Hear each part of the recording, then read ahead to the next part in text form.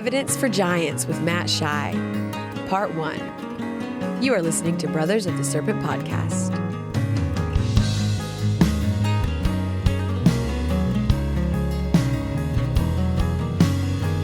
And welcome back, ladies and gentlemen, boys and girls, angels and demons and monsters and serpents. This is Brothers of the Serpent podcast, and we are coming to you not live from the 10 by 10 by 10 tangent cube of science, where we are nestled amongst the dusty bones of an ancient seabed high atop the Edwards Plateau.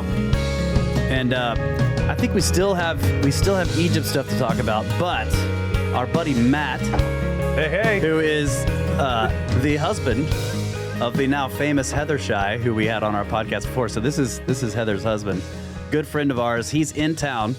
That's right. And this is the guy I trashed about the memes. That's right. And I regret that because I got memed pretty hard after that. That's right. Went on a meme war. And then he got really mad at me because he was like, I listened to it, and it turns out that you were the one that gave me all the shit. Yeah, I was like, I'm not sure about his meme game. And Russ is like, oh, yeah, he sucks. Yeah. And I trashed you for a good couple hours, and then I re-listened and was like, oh, it was like, Russ. You got the wrong guy. Yeah. Whoops. Innocent bystander. Anyway, This goes to show you don't actually listen to the show.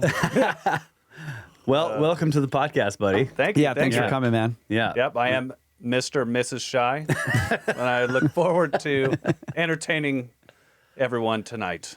Yeah. So, this is going to be a completely different thing from what Heather did, right? Yeah. We're not doing chakras? Well, we could start with chakras. First, you wash the top chakra and stuff like that. Okay. So you can Let's tell not that do Matt chakras. is not the same as Heather. That's right. Let's not do chakras. Yeah. Okay. Yeah. She's a little bit better at the whole chakra clearing. The spiritual stuff. Mm-hmm. Yeah. No, so you guys kind of inspired me over the past couple of years and of listening and doing the tours and stuff. And so I've never done any research other than IT. Like all I do is technical work. And I said, you know what? I really want to dig in to some of this, some of these things that I've never looked into.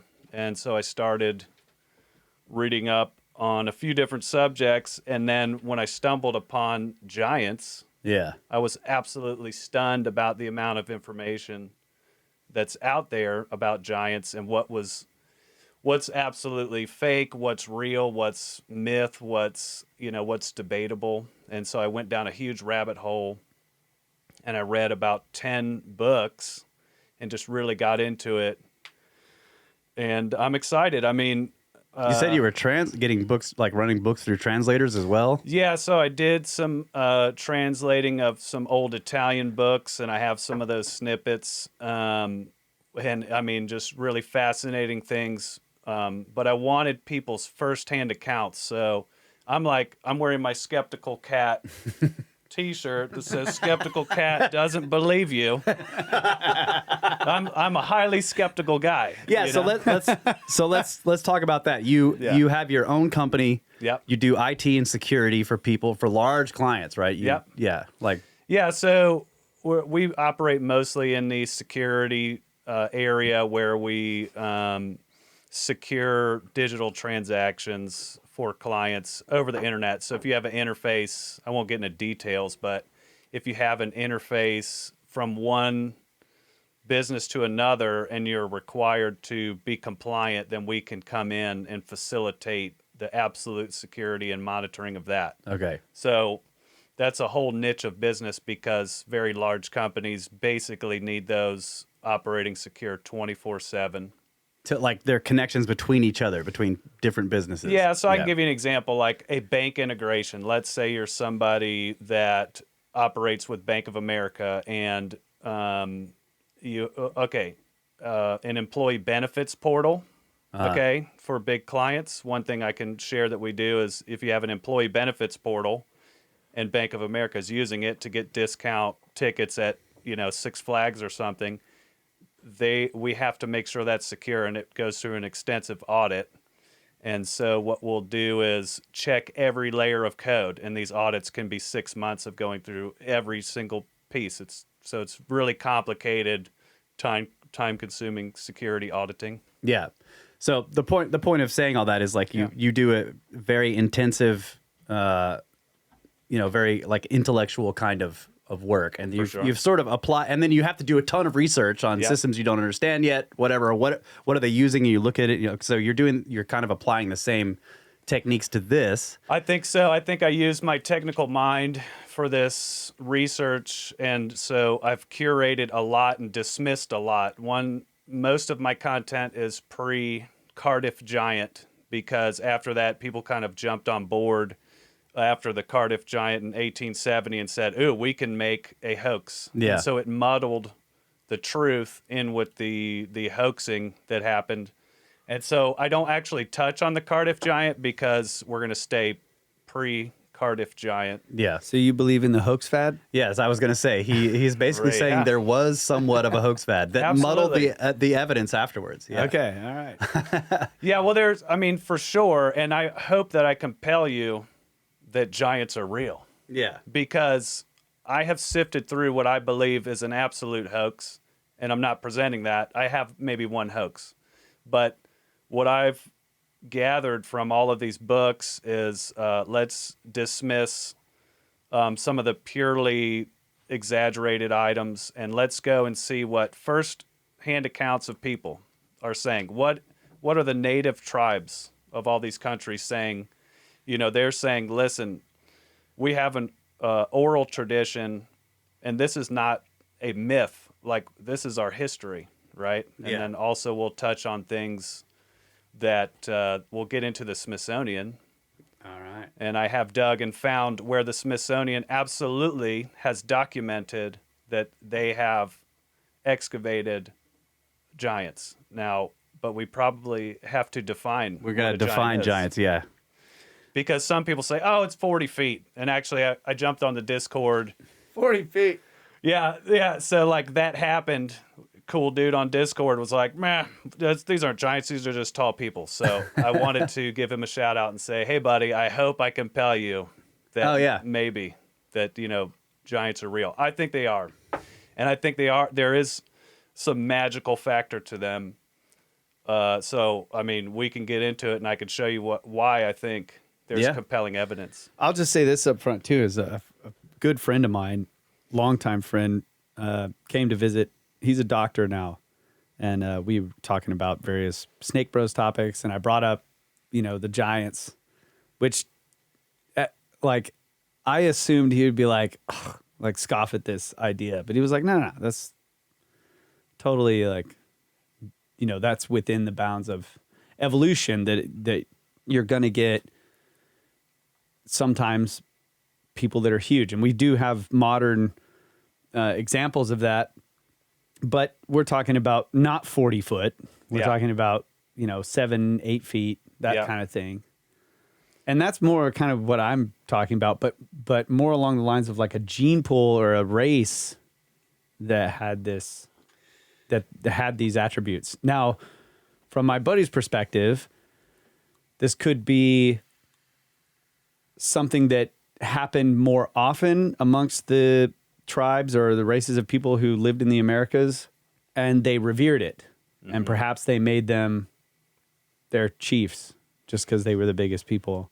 Well, which is cool. I think that's part of it. Yeah. I think that also happened, but I think, as I'll show you, that it was more, there is something different than the occasional occurrence that could have been more frequent. I think it was more frequent back in the olden days, but I also think, through what I'm going to show you, that there was whole tribes of people that were all giants, because that we're talking an actual genetic line of people that not just, hey, this dude's really tall, let's make him the chief.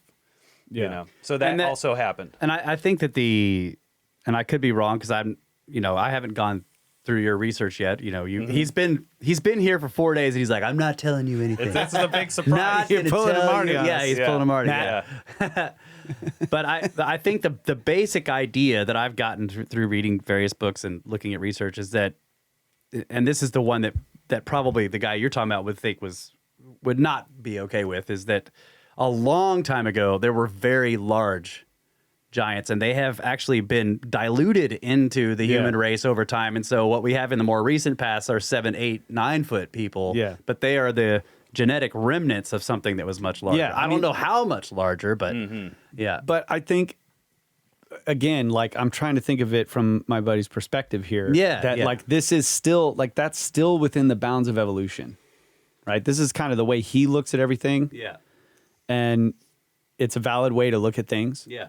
And like 40 footers, that's where, show me the evidence, I guess. But, but yeah, between 8 and I'll just say like maybe 13 or something. Cause I know there's like biblical accounts of, Sure. right. A family of 12 people, footers, yeah. Well, 12, 13 footers. I will tell you that, I mean, mammoths were just a myth until we actually decided that they were no longer a myth Yeah. through science, right? And that has only happened in the last speck of humanity, right? So Yeah. for thousands of years, Europeans decided that mammoths were just myth and folklore from, native tribes. And then once they found, actual excavated a mammoth, then all of a sudden, okay, yeah, this was real, and now I'm going to validate what these people had passed down from oral traditions, for thousands of years. Yeah. There's some of the native tribes in the Pennsylvania, Ohio region that said, and in the plains that said, you guys went over this. There was a big forest, and the big creature with the giant men cleared this forest and made it the plains. And then there was a few mammoths left, and then the 2 males, and they wandered off and eventually died, right? So this, and for a long time, the English settler, the European settlers were saying, oh, this is just some beast of myth. And then obviously in the late 1800s, then we came on board with the fact that, that the mammoths were real. Oh, so that myth could be way more real because we just dismissed all of it. Yeah, so now we're saying, well, they got the hairy elephants right, but there still weren't giant men clearing. Yeah. And there's lots of this, which I'll show too, is the case is, well, this guy said all these things that were accurate, historically accurate. His geographical maps were accurate.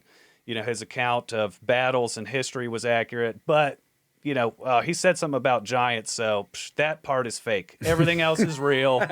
But that part about the giants, that's the only exaggeration. That seems ridiculous to me that we're going to dismiss only pieces from somebody that we highly regard. Plinius. Pliny is an example we can go through. And I think, so to be fair, like you don't want to do the reverse fallacy of composition, which is where you say, well, all this other stuff he said is true, so why can't this be true as well? Like you have to look at each piece. The problem is they just dismiss it outright. They don't say this requires more investigation. They say, no, this is myth. Yeah. Right. So I think you're partially right on that. That the attitude of just dismissing it entirely is not the right one. But you shouldn't also say, well, because all this other stuff he said is true, this also must be true. This part, you're like, wow, this seems hard to believe. But because he seems like a reliable person, then we should take him at his word and try to find out, like, is this real? Well, there's evidence. There's also a few pieces we'll see that people from Europe and Asia during the same time period, testify to the same occurrence from totally different languages. We have the Persian timeline, and then we have the Romans, coming together and validating large people. But we're going to dismiss both of these historians and their accounts, which are the same. They came from different cultures. So stuff like that is compelling to me. Yeah. Right? So what about the idea of preservation of bones? Like when you think about it just purely from a statistical standpoint, the larger the bone, the more likely it's going to be preserved, right? Because a smaller bone will degrade easier. Like, think of bird and mice and like small animal bones are hard to find in the fossil record. But like mammoth bones, you may not find an entire mammoth, but the likelihood of a femur remaining in a river valley somewhere and showing up is much more likely. They're huge. And then, of course, population, you take population into account, so there's millions of mammoths. So we're finding their teeth and their bones and stuff in the river. So of course, with hominids, you'd be less likely to find as much. It's not going to be as easy to see a tooth in a riverbed. Yep. But the bigger the person, the more likely their bones would be preserved or something that would be noticed also. Yeah, well, I don't think there was a whole. I don't think that there was a whole culture of giants, even 4,000 or 5,000 years ago. So I think even at that point in time, we had the rarities and the unique people. I think you'd have to go farther back, and I have some of this information too, which is the mounds are actually of North America are terrible for preservation because they're kept in constantly moist soil, and they decompose extremely fast. And I have many accounts, which I didn't believe this when Russ told me, and I was listening to, and I asked him that. And then when I found the skull and I touched it, it turned to dust. Yeah, and I'm like, yeah. come on, this is complete baloney, right? So then I start reading, and I'm like, okay, this actually happens, and a big reason is because the wherever it was being preserved has been maintained moisture and the way that it's been. It's been completely disintegrated, but held in taphonomy or whatever. Yeah, it's held together because of the fact that it's sort of entombed, but but it's actually totally disintegrated. So it's a skull-shaped pile of powder, and as soon as you expose it, just and if you hit your shovel, you'll actually cut the skull right in half, and then you'll see the half of the skull, and it's just different colored dirt like the rest of it. Oh. Yeah. So these mounds that we have in America, and I actually have an account from Thomas Jefferson, and we'll go through it, but he actually cut one mound in half, and he found a dozen bodies that were still preserved, and they buried it back. He just wanted to see what it was, but he found so many that immediately turned to dust, right? So Thomas Jefferson wanted to know what's going on in these mounds, and anyway, so they assumed there's actually was thousands of remains in this mound based on what they found, but as soon as they kept digging, it would crumble to dust. Yeah. So a lot of times when you're documenting this mound in current archaeology, they'll say we found, or we're not doing it anymore, but they'll say, okay, there's 12 remains. However, if you were to go and dig through this mound, you would find significantly more that's getting just completely destroyed. So I believe that these mounds were used for much longer. And as they continued to bury their deceased on top and continue to keep the mounds moist, you have an exponential amount of remains that can't actually be exhumed. So Yeah. It would need like very careful forensics to even Absolutely. identify that they were there. Okay.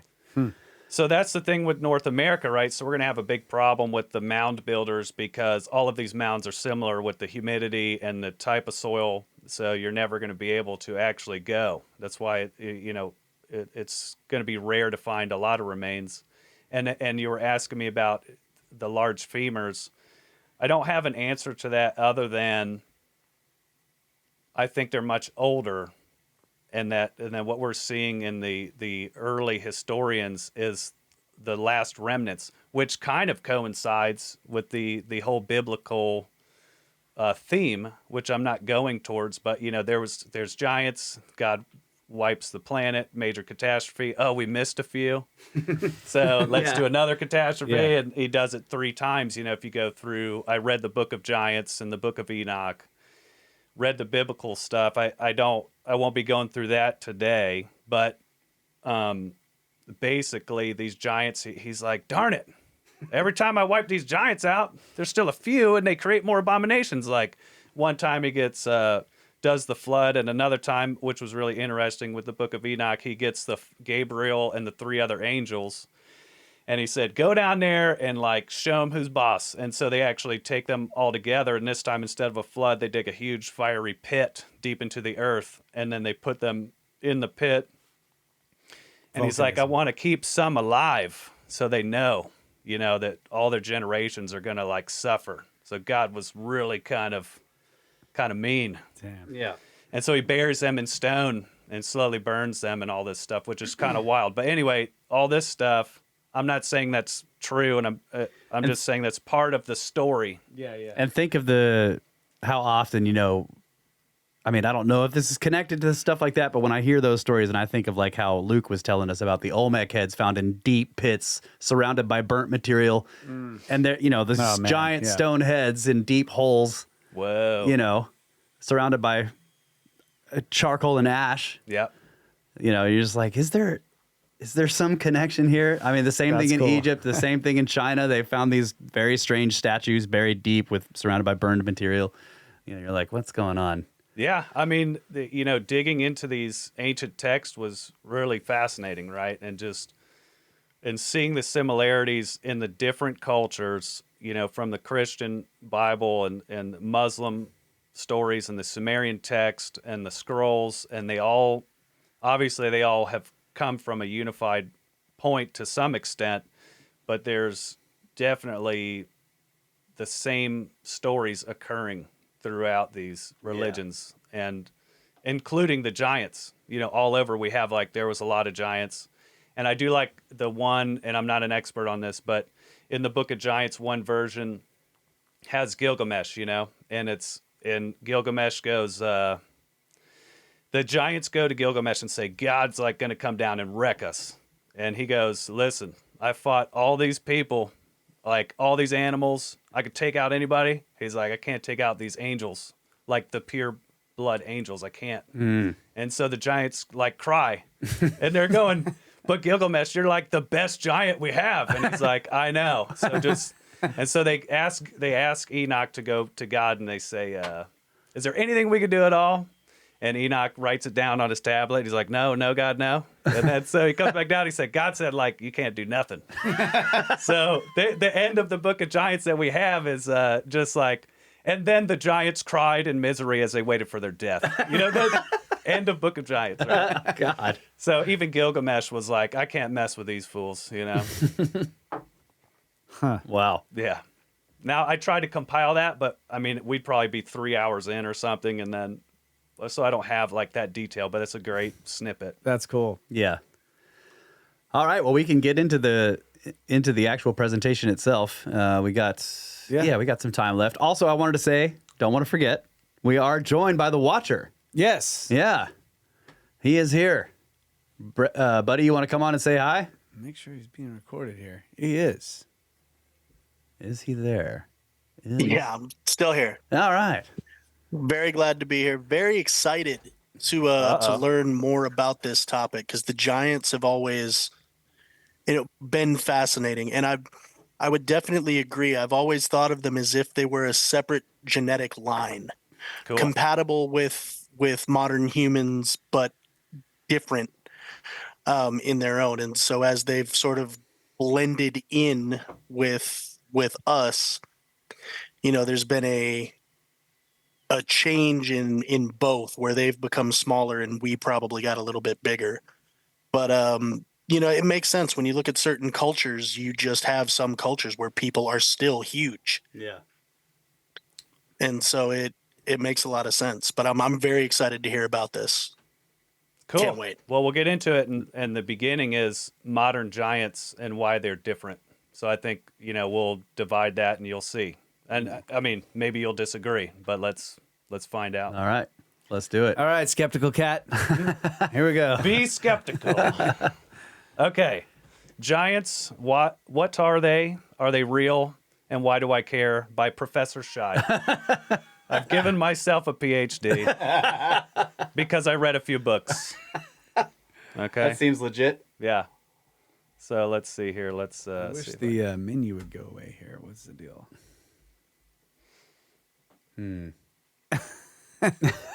This is the end of the presentation. It's a Sam Squanch, and here's the evidence right here. No, so I just wanted to say I don't condone any of the naughty behavior performed by the giants. They do some messed up stuff.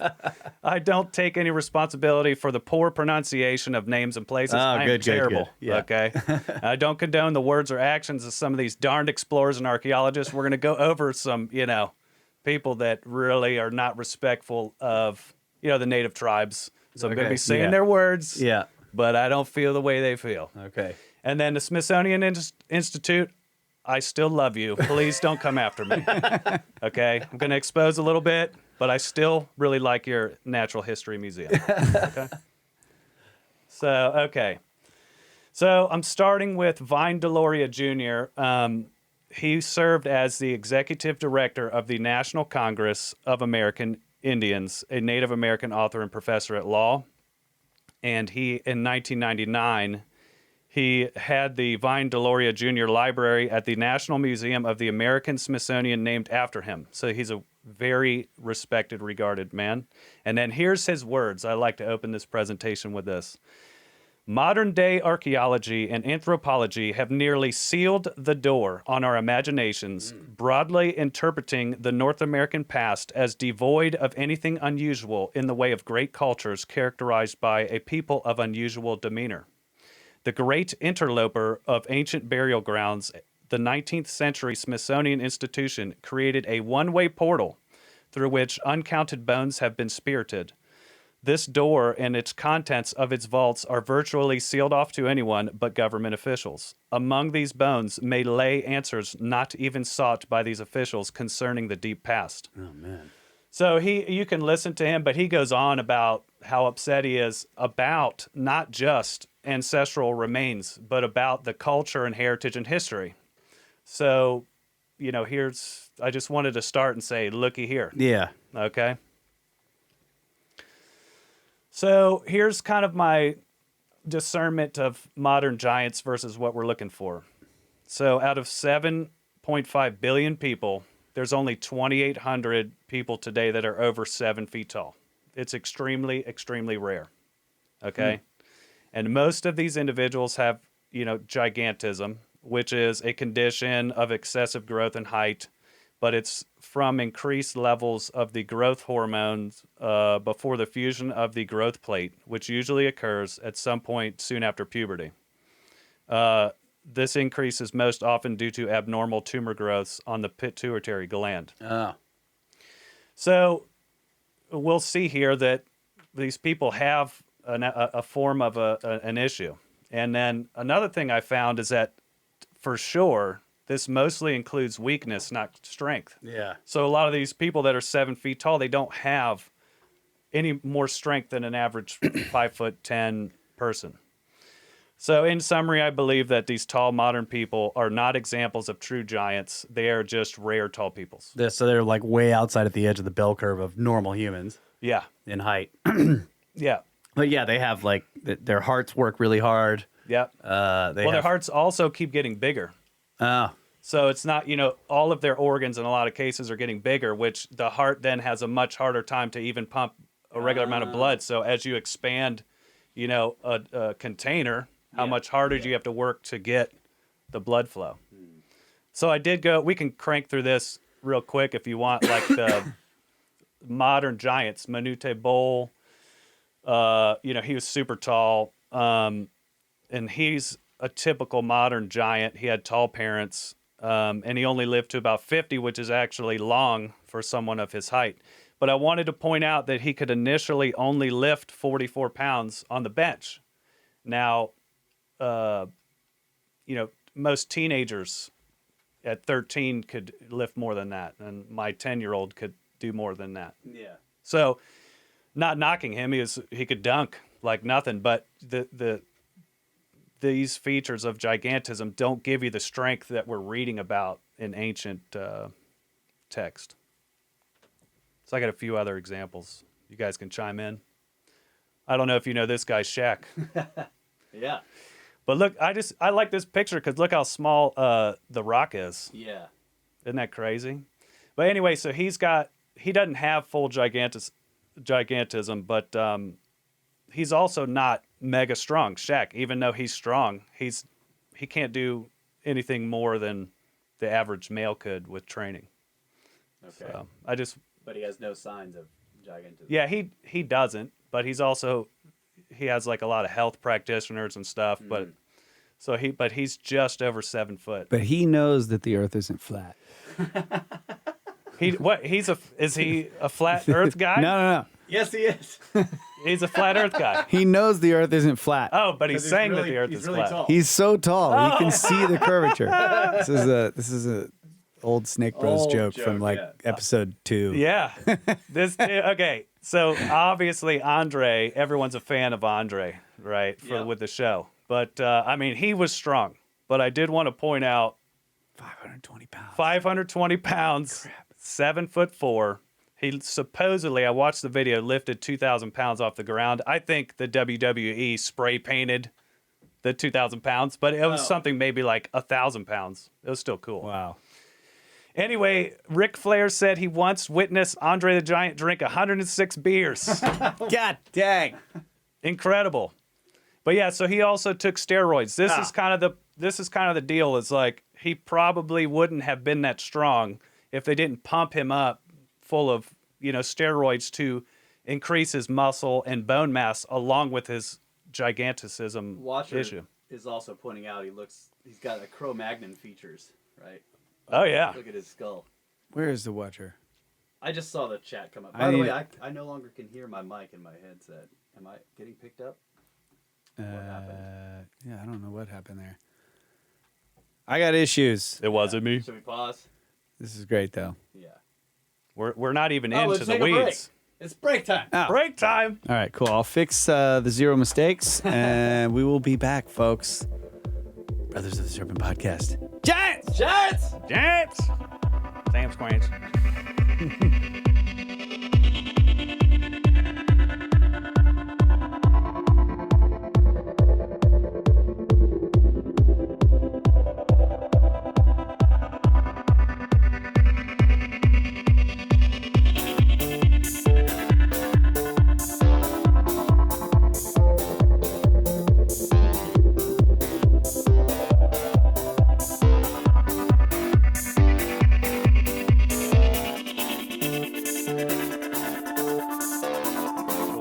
Good. Yeah, we're not going to get through my whole deal, bro. So we're going to have to do it Good. too. Yeah. And we're back, ladies and gentlemen. Matt, can I say your last name? Shy. Yeah.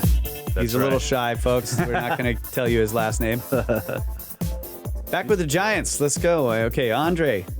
He was on roids. Andre. Yeah, Andre was on a ton of roids, and I just wanted to finish this one piece with him that if there was an army of this guy, we would all be scared, Yeah. pooping our pants. Yeah. Because That's a good point. Yeah. yeah, I mean, the reason I noted this is like if you were regular 5'5" Roman guy, and you had 1,000 Andre the Giants, you would In full armor. in full armor. Man. Oh my God. With battle axes. Yeah, you would be Hammers, like, dude. Yeah, hammers. these are hammers. giants. yeah. Like this, if there's a whole race of people like this, yeah, that's a race of giants. So we don't have to go much farther than 7 foot tall. Especially if they're wearing the headdress and the all the Oh, stuff. yeah. Just, Yeah. And now they're like it's more like 9 with the Sure. Yeah. But with they're the weapon and the yeah. headdress and all that. You're just like, what is this? Or they're riding on a Clydesdale. Oh my god. God, dude. oh my God. Yeah. You don't want to see that coming at you. Yeah. So, in trying to define a giant, I think Andre's a pretty good example. If it's not a rare case. But I'd be interested to know because so many of the accounts talk about they find the jaw and that a regular bearded man could put the jaw of Yeah. the giant so Over his. could no, No. I don't think you could. no. So if you look, Did he have double dentition? he Yeah. did not. He lost his baby teeth. He lost his baby teeth. Okay. But a lot of the double dentition is two things. One is when the type of diet that people had split their molars into two. So there's some confusion with this. Okay. So some of the double dentition is actually just split molars still in use, which is Okay. kind of fascinating. But there is also double dentition. Yeah. So you have to dig through these stories of like which one is just people saying, "Oh, look, he's got double teeth." Some of the cases is just people don't know what to look for. God, it's split molar. So I know yeah. that there's a thing where like some baby teeth don't fall out Yes. and the adult tooth comes in beneath it Yep. and sort of like comes up the side of it. and maybe never actually comes out, and the baby tooth never comes out, but the adult tooth is down there. So then after the subject is dead and the flesh decays away, you would see double rows of teeth. Yes. But perhaps only one row of teeth was visible in life. Well, there's that, and there's the type of diet in which split your molars, and which are much older people. And I didn't do the research as to exactly what, but I read up on some archaeologists saying this, whatever the particular plants and stuff they were eating, and they didn't have, like, older cultures that didn't have like silverware and stuff, and with the grit and everything is actually splitting their molars over time. But then there's also full double dentition, and we'll go over that, where doctors of human anatomy are verifying that there's 2 full sets of molars and teeth all the way around. Wow. Yeah. So, but there's not a lot of the double rows of teeth, because again, a lot of the double rows of teeth is post-Cardiff, and so then you have to sort through this. But there is some cases of double dentition. All right. So, see, hey, just take note, Marty. Yeah. He didn't say we'll get to that later. Yeah. Yep. He Gave us a quick summary and says we'll also get to it later. Yeah. Sorry, Okay, bro, I got to just remember gotta to do goose that. I got to remember to do that. No. We'll get. No, we'll listen, get to we that already later. got Marty doing it. Then we got Martin on, and he does it to us. Okay. All right. Well, we'll get to that. It's later. great to get a guest who's like, no, I'll explain this to you a little bit right now, but we're also Give gonna- us the Okay. cliff notes. Yeah. Got it. Okay. Good. Skeptical cat. All right, let's go. That's right. Remain skeptical. So, this guy was one of the last recorded person without gigantism or giantism, Angus MacAskill. He's a Scottish-born Canadian giant. So he was in the 1981 edition of Guinness Book of World Records, and they stated he was the strongest man, the tallest non-pathological giant. So he didn't have any of the, actual pituitary gland issues. So this dude was a beast. So 7'9". Wow. And he had the largest chest measurement of any non-obese man at 80 inches. I mean, that's incredible. Think about, your chest is probably like 40, I think. So he was double. Yeah. So imagine double the chest. I've never measured my chest. I haven't either. Well, what do you think the wine barrels are like? Oh my God, I don't know. They're big. Well, your waist is somewhere between 28 and 38. I don't know, right? Yeah. So just imagine double your waist. I mean, it's huge. Wow. Okay. So anyway, then he lifted 2,800-pound ship anchor to his chest. Okay. What? I mean, and this is recorded by Guinness Book of World Records. I mean, witnesses and stuff. If you read his whole story, they didn't officially document it, but there's plenty of witnesses that he actually lifted it. This guy was not spewing baloney. And then holding over 250 pounds with 3 fingers. I mean, that's crazy, right? He's pinched him. Yeah, just pinching them. And then this is an Irish giant, Charles Byrne, and I just brought up his story because it was kind of crazy, but he definitely had gigantism, and he died young at age 22. But his story's kind of wild, so I can't read my whole thing because of Zoom. Something in the way? Yeah, that's okay. So you can just grab that and move it. IT guy doesn't know what he's doing. Okay. Good job, IT guy. I know. I never use Zoom, okay? Zoom's I for think you're better as a losers. professor of giantism. Losers. Okay. So Charles Byrne, 7'7", was on his deathbed. His final request was his friends that his body not be buried, that his body be buried at sea to stop the surgeons from dissecting his remains. Okay. Look at the skeleton. Yeah. Burns' fear was well founded. As one contemporary newspaper reported shortly after his death at age 22, the whole tribe of surgeons put in a claim for the poor departed Irish giant, surrounded his house, just as Greenland harpooners would an enormous whale. People are terrible. I'm just saying, wow. The surgeons all surround. So we don't have to go through the whole thing, but anyways, eventually his friends took $500, and then they put his skeleton in the museum. And this is Queen Elizabeth II being like, "Wow, look at his skeleton." Eventually, they gave. So I didn't write this in here, but then his descendants and family actually got his remains back and buried him at sea where he wanted. So it was a happy ending a long time later. Okay. So this After is they just a dissected cast. him. They made a cast of his skeleton, and then they. Yeah, jerks. Okay, so Robert Ladlow, probably most people know about this dude, 8'11", died at 22. No steroids, obviously, but he was big. He was not strong. Okay, his body does not conform to the giant scenario of strong giants. You know, no problem. But anyway, 8'11". he's a big guy. My God. That's his dad. Look how ticked off his dad is. He's like, God, I hated changing his diapers. I think this guy was like 5'3". You know, like he was these guys. Yeah. Okay. Okay. 22. That's terrible. Yeah. Okay. Pornchai Sarasari. I said his name as good as possible. 8'9". There's no pictures of this man. He wouldn't let pictures. Do not Google search this image. Okay? His name brings upon some terrible horrors. Okay? So that's why there's no picture. Anyway, he was. Yeah. I was like, oh, and actually, Mrs. Shy was with me. She was like, what are you looking at? And I said, I'm doing my research, baby. And she said, this is not the kind of research I want you to do. Yeah. So anyway. Yeah. Oh, my gosh. Okay. So anyway, he was 8'9". Okay. Verified. And he also died in his 20s, 26. So you don't live very long. You don't have a good life. Trust me. Do not Google image search this man. Okay? Yeah. There's not, let me tell you. I'll just tell you this. There's not a single nice image when you type this into Google. There's no tall dude. It's only disturbing things. Don't do it. Anyway, I thought that was funny. That is. That's amazing. Yeah. All right, now that we've gone over, modern giganticism, my first part is the mounds and kind of developing the mounds. We just took a break, so you don't need a break, right? Right. Okay, so we're going to delve into the mound building culture a little bit, and then finally, we're going to actually go over giants. Real quick. Yes. Watcher says a wine barrel has a circumference of 87.8 inches. At the widest point. So, like, This dude's chest. was like wine barrel. Big. Yeah. Wow. Jeez. He's a big boy. 2,800 pounds. It's not a is good incredible. reference for most people, though. But Yeah. anyways, wine barrels are big. Yeah. Well, what is it close to a 55-gallon barrel?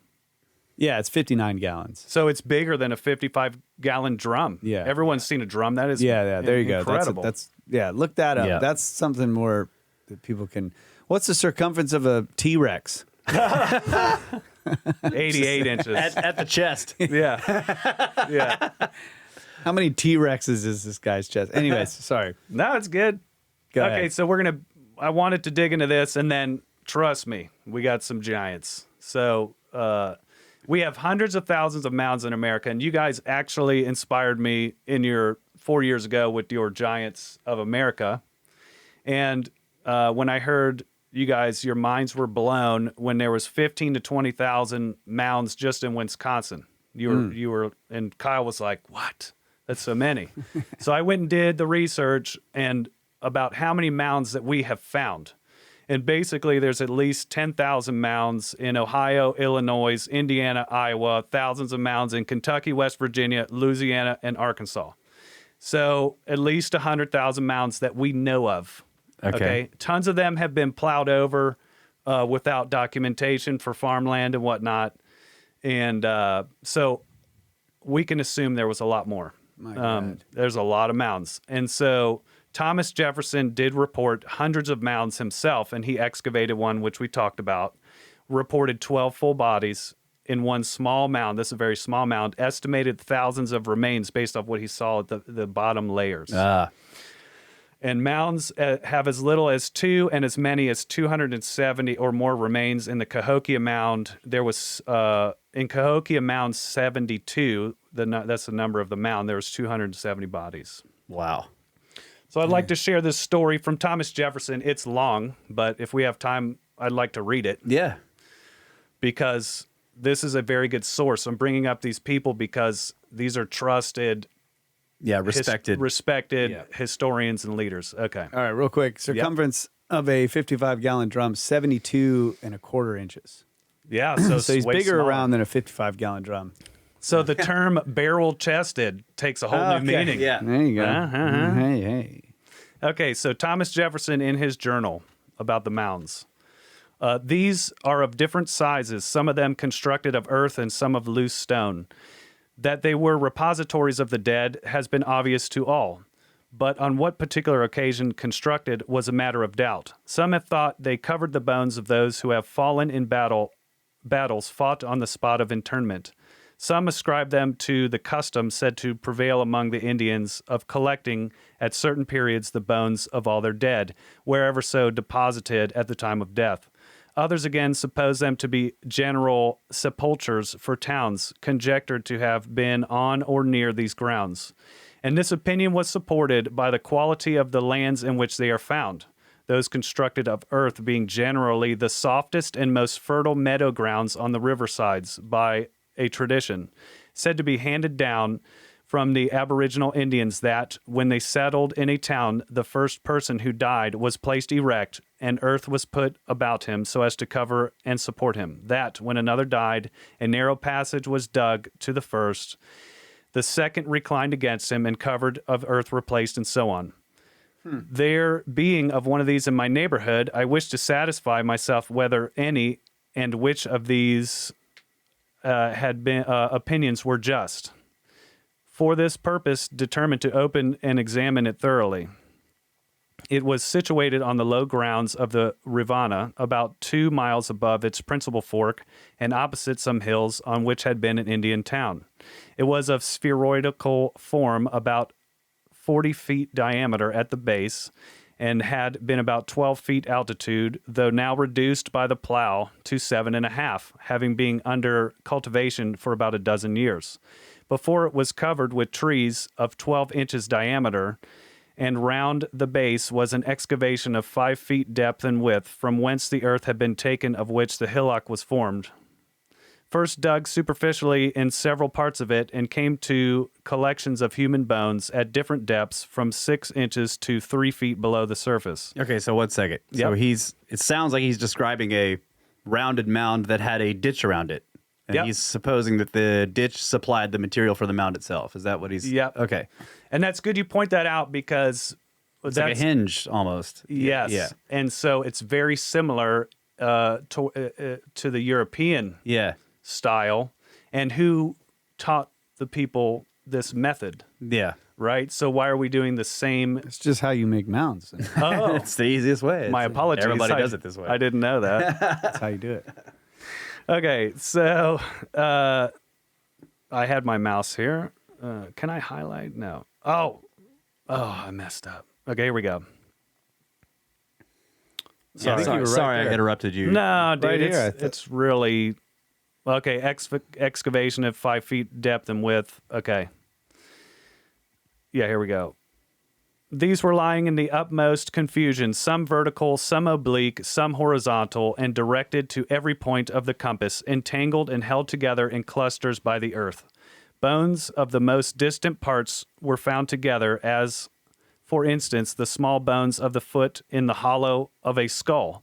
Many skulls would sometimes be in contact, lying on the face, on the side, on the back, on the top, bottom, or so as, on the whole, to give the idea of bones emptied promiscuously from a bag or basket. So he's basically saying, literally, it looks, all these bones were already mixed together weird. So some of them were They, like poured them in there from some other container and then buried the whole thing. Yeah, that's kind of wild, right?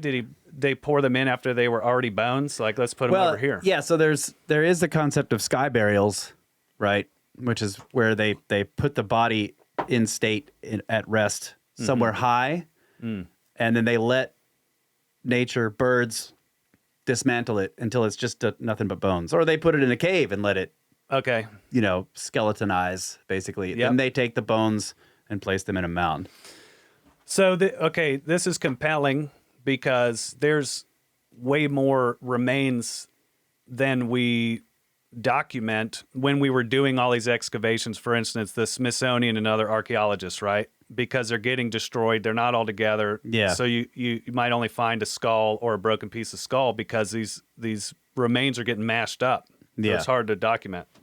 Excuse me. Okay.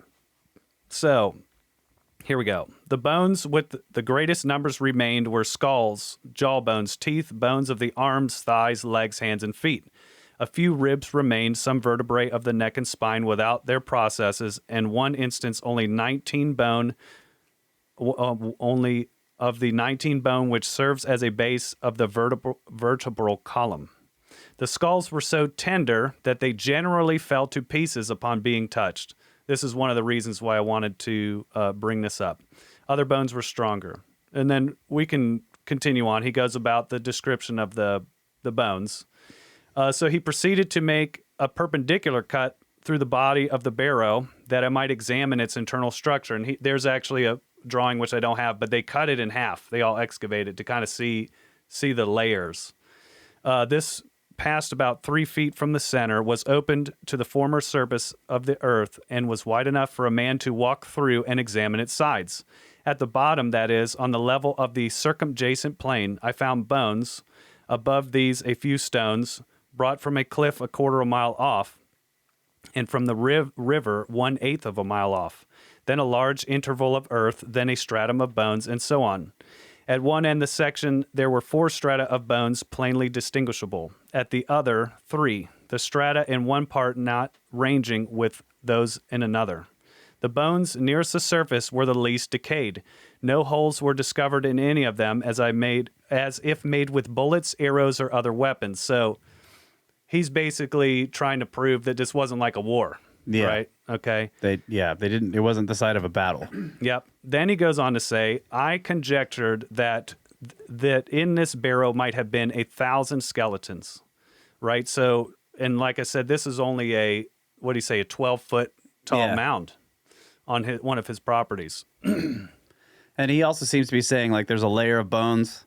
Mm-hmm. Like there's the original ground, then there's a layer of bones, and then there's stones on top of them, and then earth or something like that, and then there's more bones, then there's stones, right? Yeah. They were doing it in layers. And that there were 3 layers over here, 4 layers over here, and they weren't necessarily matching each other. So it was 2 different sets. Yeah. Yeah, and I should have brought the picture, but it wasn't from his team and his time. Someone like did an artistic rendering, but basically it shows the tons of layers, some people sitting up, and that's typical. So they were sitting. Some of the remains? Yeah. So what they typically did, the first guy is sitting up, and then they lean the next person onto that person, and then they mound them. But then sometimes, like they had a basket of bones and just dumped them random. So he's basically saying it also does. This is not what he's saying. What I'm thinking is it's not the same burial process through the timeline. Right. And as you get down, because of the moisture, they're falling to dust, and some are not because they're buried differently. So to me, it seems like there's some original burying, and then, other generations have a whole different idea of what a burial should be. They're not following the same tradition. And he also says he digs down to the original surface, but a lot of the stuff that I read from the Smithsonian reports, there was the most ancient burial was subsurface. Mm-hmm. So they would dig down through a mound, and you'd find all these skeletons and bones and bits and stuff. And then and all of that was on top of a very old burial under the ground. Nice. Yeah. Yeah. So Thomas Jefferson didn't know about that. Okay. Yeah. But he did. I think it's compelling because, he wanted to do his own discovery, and what he has proved to hopefully everyone is that, yes, bones fall completely to dust. Yeah. Right. And the other thing is, there's potentially 1,000 skeletons in a small mound. Yeah. Wow. Right? So that's a lot of people. Mm-hmm. And we're going to go over... Wait till you see some numbers I'm going to show you. Okay? Then this guy's pretty quick. President William Henry Harrison. And he won the Be President for a Month award at school. You guys know about this guy? He's the only president. He served 31 days and then died. He's basically, not well known. I may remember that. Yeah. So I'm not going to read this whole piece, but he basically says he's traveling the Ohio River, and he says, I travel this entire length of 1,000 miles or hundreds of miles of the Ohio River. Why is there no tribes or people living at all in the Ohio, northern Kentucky region? And so I'll read some of it, which is, the first attempt for settlers in Ohio was 1787. So 50 years ago, there was not a Christian inhabitant. So he's first eyewitness account seeing thousands of mounds with no tribes, no people, completely empty land. Why has this land been abandoned after all of the remains of all of these people are here? This is incredibly compelling that before we had any Indian war and before we went and did whatever we did, they had already abandoned the land. Okay, so this is just interesting information. Well, I mean, I'm not an expert on this either, but I think the Comanches had basically taken over. Like they kind of, when they got horses, they became like the ultimate warriors. And they could travel really long distances in a short amount of time. And they ended up just going around and basically taking over all the other tribes pretty much, as far as I know. So that could be part of the reason. But and disease. Yeah, disease also. I mean, that's a huge part of it. But I'm just saying that could be part of the reason, at least. And of course, I don't know what the entire region of that the Comanches kind of took over before, the settlers kind of went out and found people or whatever. So, yeah, still, there's a whole history there, but for sure the land was abandoned. It could have been from disease. There's some more. I do have some documentation on some of the disease that is disputable whether or not we even actually brought the syphilis and whatnot. Some of the remains that have syphilis predate even Columbus based off contact. So then it's like, if the same thing happened with these people pre-Columbian contact, what happened with these? If you were talking thousands of mounds and thousands of people, you're talking about whole modern day city structures, or at least the same amount of people, massive amounts, hundreds of thousands of people along the Ohio River, all gone. Before we started settling. But if there was pre-contact, which I think is very possible, for sure, then disease could have spread a lot earlier. But then, we don't have to debate that. But then, if there was not a lot of people, it would have been really hard to spread this disease all the way, from the coast to Ohio, unless there was potentially millions of people, and that because it's a communicable disease. How are you and they're gonna making spread contact before they're dying and all that. Right. If there's just tribes, very sparsely isolated. they're not going to spread it. So we're talking, we have to have a lot of people in order to wipe out most of the United States of people. So this was just compelling. This is a lot of land mass that was completely abandoned. Right? And it could, whatever happened, we don't know. It could be disease. Okay. I do have Grave Creek Mound, which is not directly related, but it is an amusing story because it has a bunch of hieroglyphs on it, and was from our largest conical mound. And guess what? The Smithsonian accidentally lost it. So I just wanted to bring that up. The present location of the tablet is unknown. Do you guys know about this tablet? Or Yeah, I've seen this before. Yeah. It was. They basically say it was highly controversial, could have been a hoax, and it could be, but somehow the Smithsonian lost it. So I found that interesting. Like, good job. Okay. Yeah. Another artifact. And wow. So, and this is extremely controversial because it implies there's some kind of writing, right? Oh, yeah. So for those that are just listening, basically, and probably we could translate it now, but it looks like hieroglyphics that was found in Grave Creek Mound. And the controversy, they basically say that the people who found it made it up to, basically say a previous civilization had been around influencing the Native Americans. Okay, so...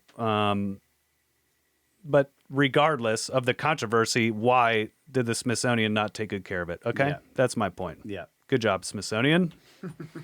So, and then Cahokia Mound doesn't relate directly to giants, but we need to world build on this because the giants have not been found here. Not a lot of large people, but there was 40,000 people here in 1000 AD, which is bigger than London in 1780. This was a massive site. Wow. Way back in the day. Okay, abandoned for no known reason around 1350. And then they left it supposedly for 100 years and came back.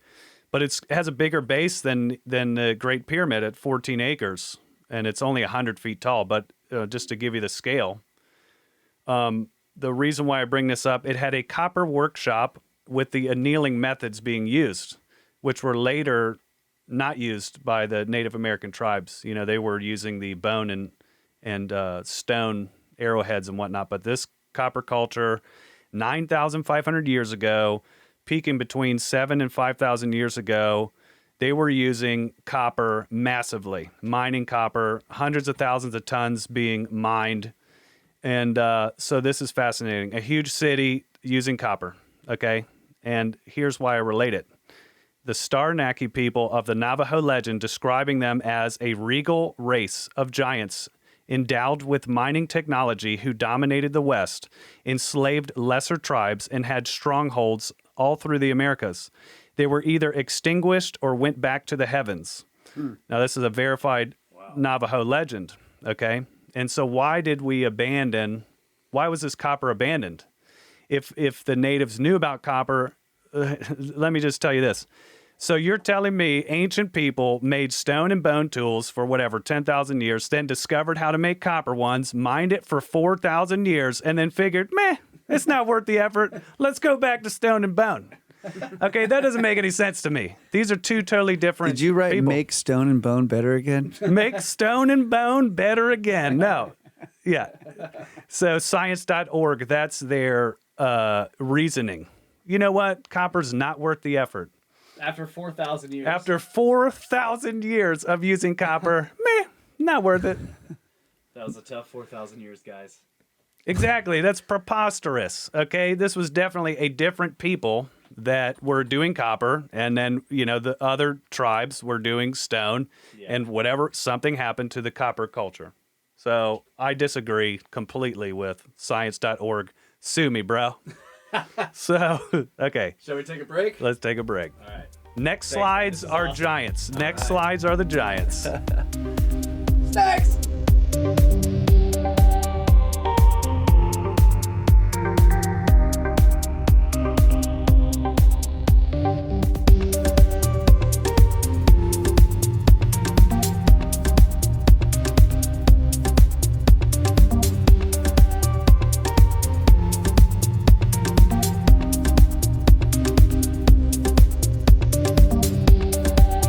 And we are back, ladies and gentlemen, Brothers of the Serpent podcast, joined by Professor Shy. That's right. Discussing mounds of ancient America, and I think we're about to start getting into the actual giant stuff. That's right. Thanks for hanging tight. Yeah. No, this is great, man. Build the castle. Cheers. Yeah. Cheers to your coffee. For Beers. sure. Yeah. I will have a beer soon. Okay, so yes, we're getting to the Giants. I did lie before the break. I have a few more slides that aren't directly, related to the Giants. But these tree ring cuts were compelling to me so that we can date some of these mounds at least.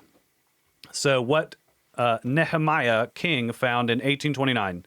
Nettleton's account for what was widely circulated when it was summarized in 1847 by historian Henry Howe in his Historical Collections of Ohio.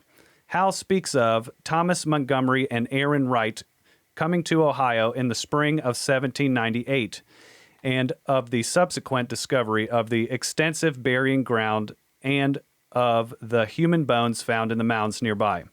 Howe repeats the report that among these uncovered bones were some belonging to men of gigantic structure. So no specifics yet, but here we go. We got a little giant men.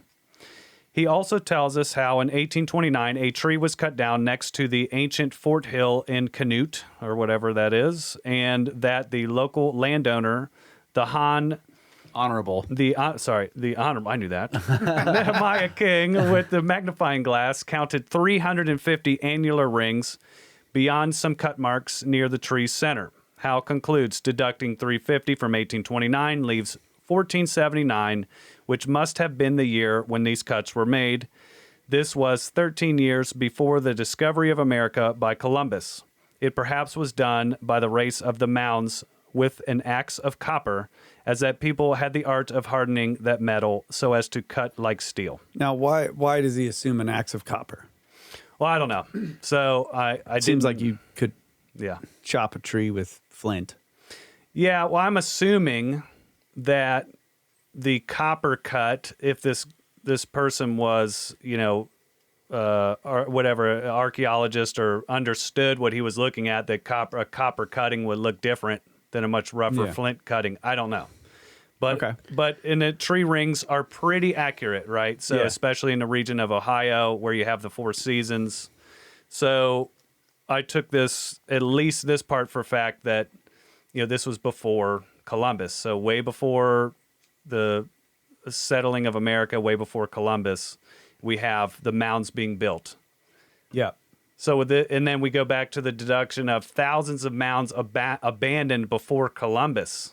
I mean, this is an assumption I'm making, but were these mounds abandoned before even Columbus came? And why? So anyway. And this is another thing. I've heard this, these people had the art of hardening copper so as to be like steel or cut like steel. I've heard this in multiple different accounts. And I wonder if it almost, where does this information come from? It seems like it could be a story that these people were telling each other about this mound builder culture, right? But it seems it must come from somewhere, because I've read in multiple places, like, yes, they had some way of hardening copper. Yep. So that it wasn't so soft, so that it was like a steel weapon or a steel axe or whatever.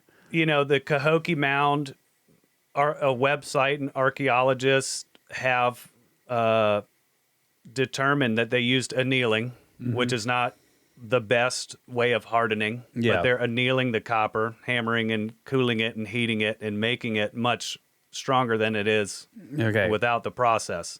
So that's been verified. And also, as we went through, the Navajo said there was a copper culture. And they're telling this story before, the modern, the settlers were aware there was a copper culture. Okay.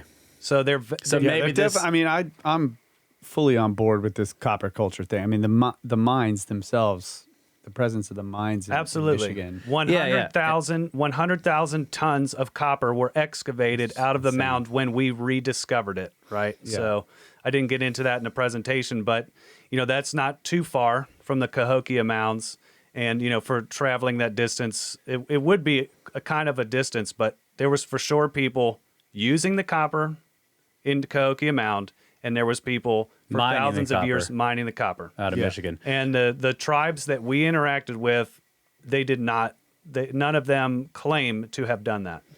But it's possible that this particular bit of information that I've seen repeated a bunch of times in these old writings came from the natives. Yeah. Right? That the natives were the ones telling the settlers, like, yes, these ancient people had this method of hardening this material. Right. It's potentially, but these are. Well, I didn't dig further into each of these. There's so much information you can go down a rabbit hole. I did not go down how did he prove the copper was hardened? But fascinating. So just for the timeline, the Watcher's saying the first European settlement in New England was a French colony established by Samuel de Champlain on St. Croix Island, Maine in 1604. Cool. Because Columbus landed in Hispaniola in the Caribbean. Right. So that's still way after 1479, and this is for sure. So whether it was, we'll get into some of that later. And I'll just say this about trading, like, despite where the copper mines are in Michigan, I mean, there's evidence. We had reported on a story on the Drop 45 drive lane in Lake Huron. There's like a story that goes along, a scientific paper about obsidian that's found there that could only have come from Oregon. Nice. It's like 1,000 miles away or whatever. Like they were like at that point, this is like 9,000 years ago. This is a Stone Age culture, apparently. We're trading materials 1,000 miles away. Right. So it's not inconceivable that a more advanced absolutely society that was mining copper would do it, you know. It's a much shorter at a distance. great distance. Yeah, but still, I mean, you're trading freaking obsidian 1,000 miles. Like, Yeah. You got copper. It wouldn't surprise me at all that it spread around. And you can take it down the river, right? I mean, yeah. I wonder if there's any very ancient,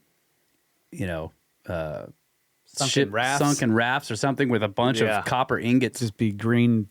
Yeah, green dust. Yeah, Yeah, that'd be wild. yeah. No, All that's cool. And just on that note too, later when the tribes went back to Cahokia Mound, they used the copper but not as tools. So they decided to make intricate ornaments, and it's totally different. Look at this guy What? on the lamp. You see this on the lamp over here? I'm sorry, I'm totally interrupting the podcast. Wow. Yeah, look at this dude on the lamp over here. It's a prehistoric beast. Oh my jeez. Camel cricket. Don't bite. Those things bite. Okay. Don't worry, bro. No. All right. No, we don't get bit by crickets around here. It's other things. They're assassin beetles. That's Yeah, what we you got gotta worry assassin about. bugs. Yeah. Bro. Okay. I'm going to try and focus. Okay. So this Podcasting in Texas. Yeah. This is here we go. I brought this up. This is old tree growth, but this is kind of interesting. This land at one time belonged to a Mr. Peleg Sweet, who was a man of large size and full features. And it is narrated, he's kind of a hefty guy. And it is narrated that at one time he, in digging, came upon a skull and jaw in which were such size that the skull would cover his head and the jaw could easily be slipped over his face, as though the head of the giant were enveloping his. So other burial grounds of an ancient people existed in this vicinity, one on the very bank of the lake near the mouth of the river. On the west bank of the stream, a short distance from the lake, on the summit of Plum Point, has been discovered also a massive mound or burial heap 35 feet in diameter and 7 feet in height. At the time of its discovery was covered with massive trees of very ancient growth. Yeah. So again, this is just more compelling evidence that these mounds were around a long time, much longer than we originally thought. What's the one that was recently? The LSU mounds. Yeah. Were found to have been started at like 14,000 years ago or something. Watcher can check me on that. LSU. There's one on campus, and Yeah, they finally excavated it and did some dating, and it's like the bottom parts of it Fantastic. are Yeah. incredibly ancient. Okay, so that makes me even more excited. Yeah. So let's put that 14,000 years old. Boop. Pin. Let's put a pin there. Okay. So Ironton Register, this basically... We this need a is, corkboard in here. Yeah. With strings. I know. I almost put that meme instead of the Yeti. Because I'm like sitting here like, we're going to piece all this together. It's going to be incredible. It's a lot of buildup. It's not incredibly compelling, but here's some of the first, all double teeth, and a sound in a jawbone that would go over the jaw with the flesh on of a large man. Here we go. We have, again, a huge skull with all double teeth, that would go over another man's head. But this first sentence is amazing. Where Proctorville now stands was one day part of a well-paved city. But Right. I think the greater part of it is now in the river. Yeah. Yeah. Yeah. There's In the Ohio. there is. So, okay. I was trying to skip over that. No. Okay. There is also a lot of instances of people finding roads, right? And wondering why there's these somewhat developed roads of not actual concrete, but a mixture of crushed rock, not just paths. Okay. Some constructed material. Constructed material of roads. But I didn't. If I get into that, we would have been in another hour. But yes, part of a well-paved city potentially. I want to get into that just for a minute. Okay, fine. Yeah, good. I just want to get into the idea of paving versus like using cobblestones for a road. As our civilization's technology has advanced, we've moved from paving stones with cobbles to actually using aggregates. Mm-hmm. And if you think about it, like it seems like an aggregate is easier, right? You got gravel, you just pour the gravel down and flatten it or whatever. But I mean, you can rake it, you can tamp it, you can do all this stuff, but making a stone road seems to be hard. But I think it's actually, it takes a higher level of technology to make an aggregate road, because first you have to mine the aggregate, you have to sift it, and then you have to transport it, which means you need containers that can hold an aggregate, which is harder to make. And if you're like a basket culture, that's difficult. Whereas like carrying stones, you can carry a larger stone or drag a larger stone and then break it into smaller cobbles. I see. You see what I'm saying? I The get what you're stone saying, yeah. itself is a vessel. It's its own vessel. You can move it in a bigger piece and then break it down. And I mean, if you're going to go there, who's to say it wasn't concrete? It just now looks like aggregate. True. Like very ancient concrete would just disintegrate into gravel dust. Yeah, okay. And then it just looks like a gravel path. Yeah. But in our own civilization, we've gone from cobblestone roads to aggregate roads. Yeah. As technology has advanced, we have this ability to transport large amounts of aggregate, dirt, fines. Right. Right. We have the ability to sift the stone, to crush it. There's so many different technological advances that come with moving or mining, preparing and moving aggregates and then laying them down versus like just dragging rocks somewhere and then putting them in place. Got it. So that's just interesting to me, and that's just kind of aligns with some of the stuff we're looking at in Egypt right now. I think. Yeah. Yeah. Okay, cool. They were So- using aggregates as well and making somewhat of a concrete. Yeah, so I found several instances of people reporting paved roads. However, I wasn't able to confirm, so I left it out as a piece of the puzzle. Yeah. But for sure there was a lot of documentation of paved roads. So it is interesting. What's the watcher saying there? He's giving me the LSU. Let's see. What is he saying? They're only 6,000 years old? That's not right. He's saying that he's quoting, the watcher put a quote up here. The people who constructed the mounds at about 6,000 years ago coordinated the structure's orientation to align with Arcturus seen in the night sky. Yeah, but the oldest... he's saying it could also be 31,000 or 57,000 if you're... That's not part of the quote. That's not part of the watcher quote. saying that. Yeah.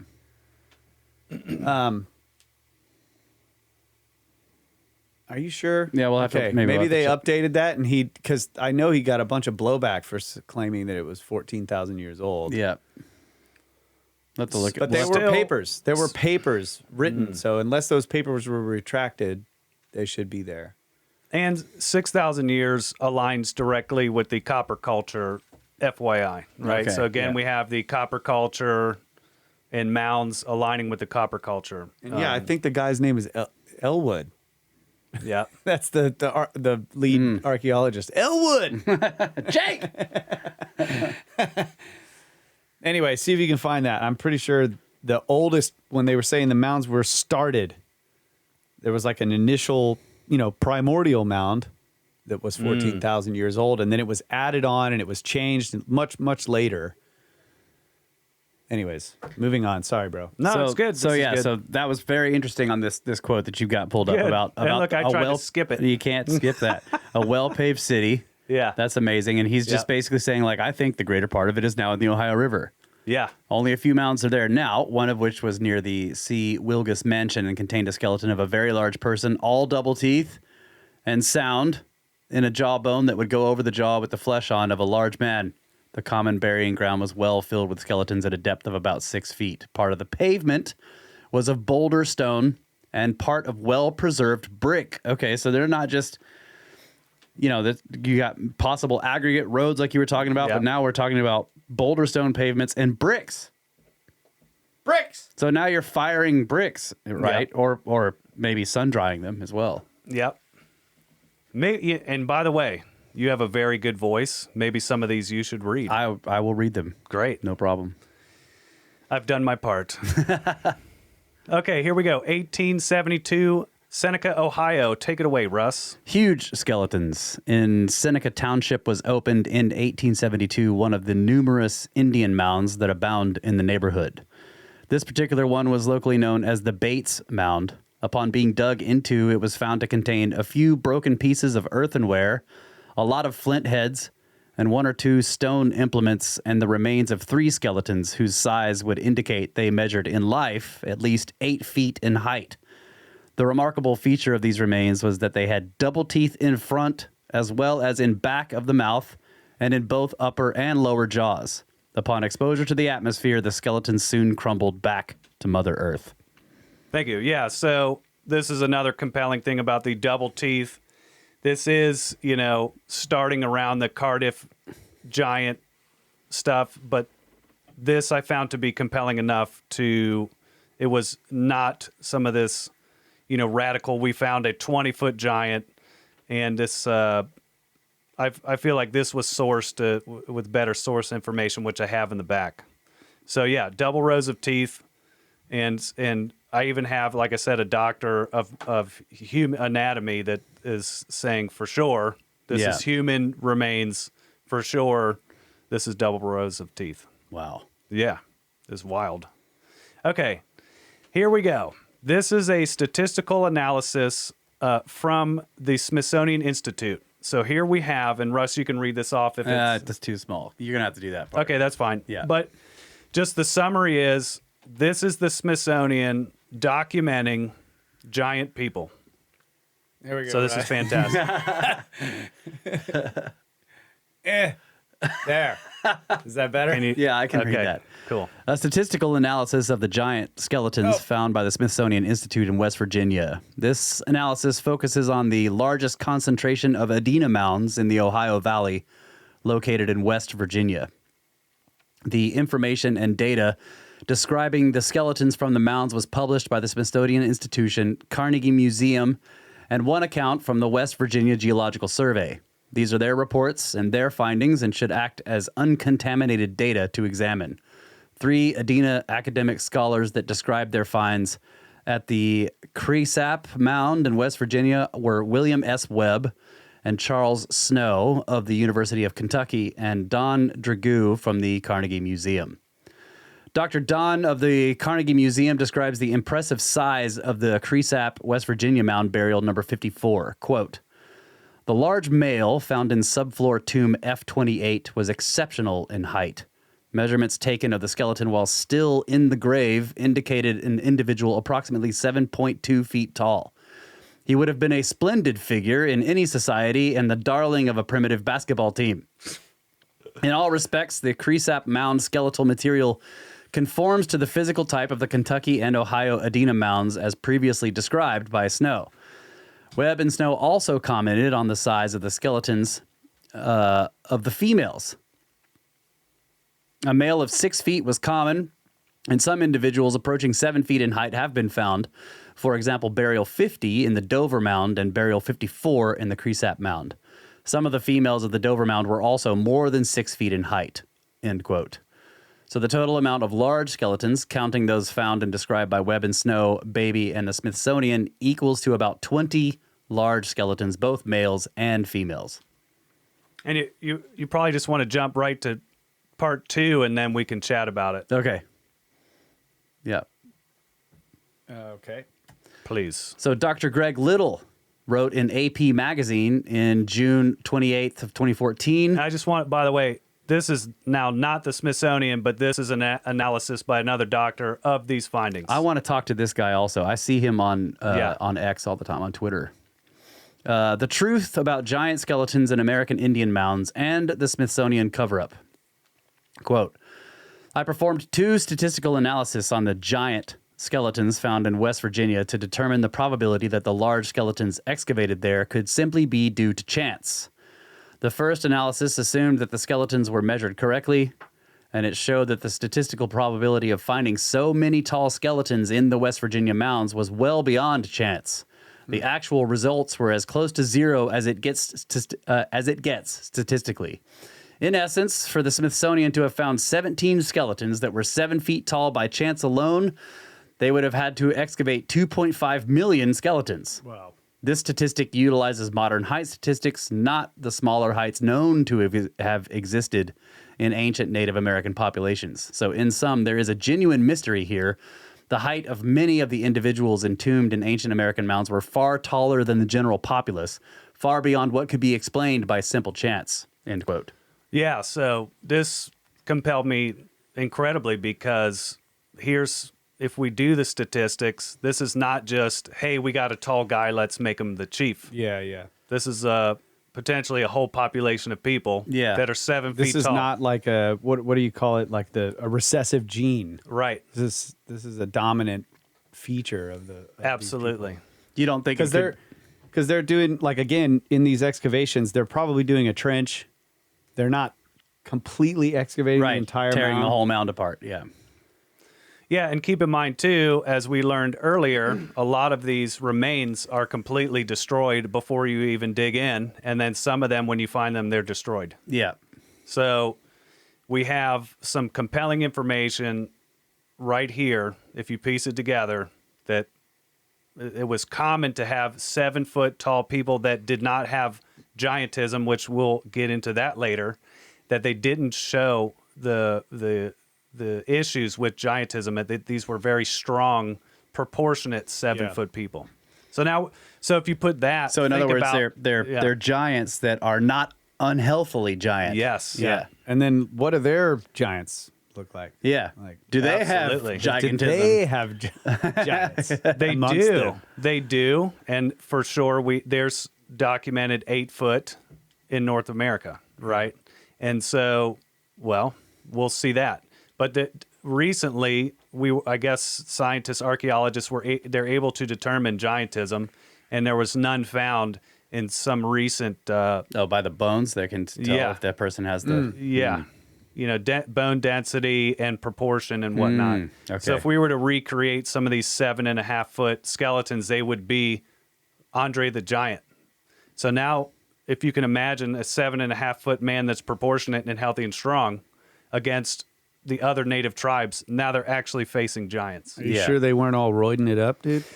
They might have been. You know what they were doing? They were getting the elk and getting the adrenaline elk antler fur. Oh, okay. Woo! What were you gonna say? I thought you were gonna say something else. No, we're not going down that road. Yeah, that's the biblical stuff when they were defiling all the creatures of the earth. I thought we weren't gonna bring that up. We're not. Okay. Cut that out. Thank you. Okay.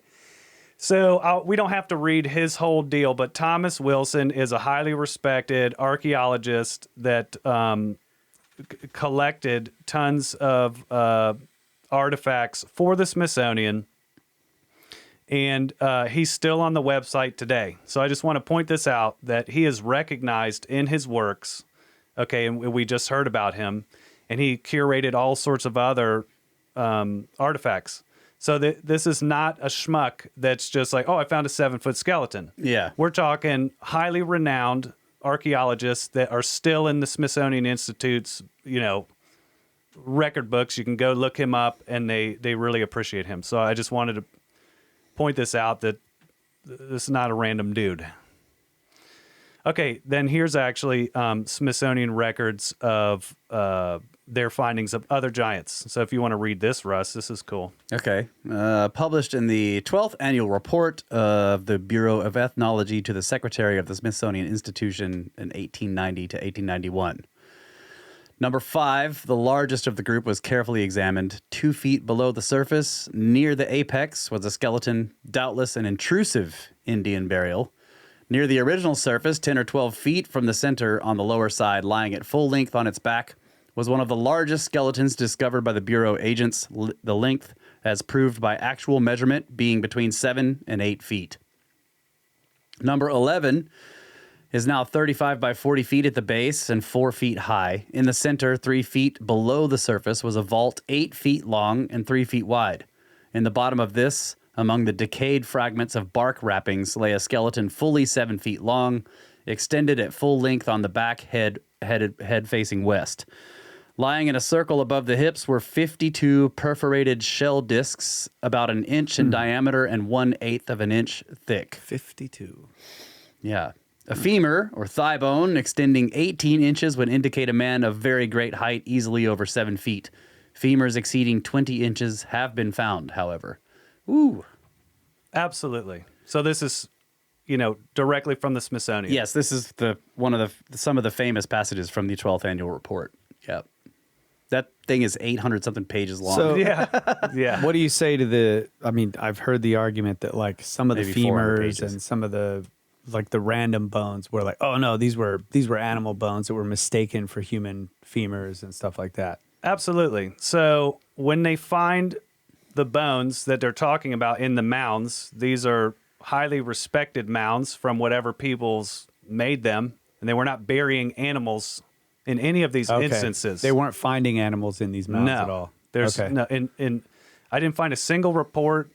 I've read and through all the documentation, I read 2 books about North American mounds. There's no animals. You only ever read 2 reported. books and Just of the doing this? mounds. I read 10 books for this report. This is highly curated. Okay, so yeah, whatever, Kyle. Cool. That means that Matt has read 11 entire books in his whole life. That's right. Because just so you guys know, I didn't read at all before I met these guys, and I was like, Books. okay, You well, read tons of stuff on IT stuff all the time. But You're right, but never like a paper. He was like, book. holy crap, they put words into books? Yeah, they shave trees into pieces and put ink on them, It's a travesty. fold them up. I like this point, Watcher. Watcher says, if you consider the ratios of growth versus nutrients available in protein in a diet, think of how tall they may have been in a modern world. Males today are 10% taller overall based on our diet alone, 7% for women. So the same rules apply. A 7'6" 6-inch giant is 8 feet tall in the modern world with modern nutrients. So Absolutely. like they Corn-fed. Yeah. Well, got that cornbread. well, part of that point you could take it in terms of like they could have been they might have been a people of smaller stature. However, their technology gave them the like a modern nutrient value or even better, and so they became men of great stature, as the quote goes. Yeah. Because of their technology. So I don't know.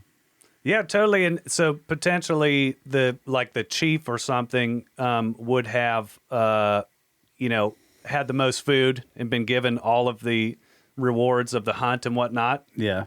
Or the child of the chief, and then there's potentially some of these guys that are 8 feet were because they were the most fed and treated the best. That's a potential. So anyway, okay. Well, let's just go to this next, because now we're going to get into some even crazier stuff after my summary. What was the Miamisburg? You want to go? Okay. Yeah, come on, bro. All right.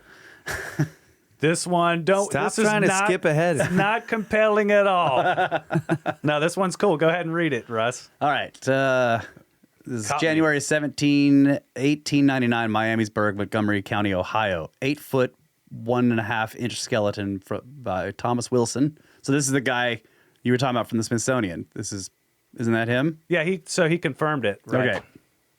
The skeleton of a giant found near Miamisburg is the cause of much discussion, not only among the curious and illiterate, but among the learned scientists of the world. The body of a man more gigantic than any ever recorded in human history has been found in the Miami Valley in Ohio. The skeleton, it is calculated, must have belonged to a man 8 feet, 1.5 inches in height. Professor Thomas Wilson, curator of prehistoric anthropology at the Smithsonian Institution, said the following after examining the find, quote, "The authenticity of the skull is beyond any doubt. Its antiquity unquestionably great.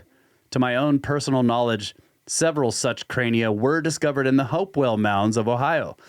The jaws were prognathous, or projecting beyond the face, and the facial index was remarkably low," unquote. Yeah, maybe that was compelling. Yeah, that's awesome. So he's saying that they had the protruding. That's what he's saying, right? Yeah. That they had. Yeah. Okay. With the brow, So yeah. What are you laughing about? at the Watcher. Watcher's just Yeah. doing his thing. It's, I see. yeah. Yeah, so, okay. I'm glad that you called me out on this because this is the Smithsonian confirming an over 8 foot skeleton. Yeah. That's awesome. Right? So we're talking, we're not going to go and dig through all these mounds. It's a hoax.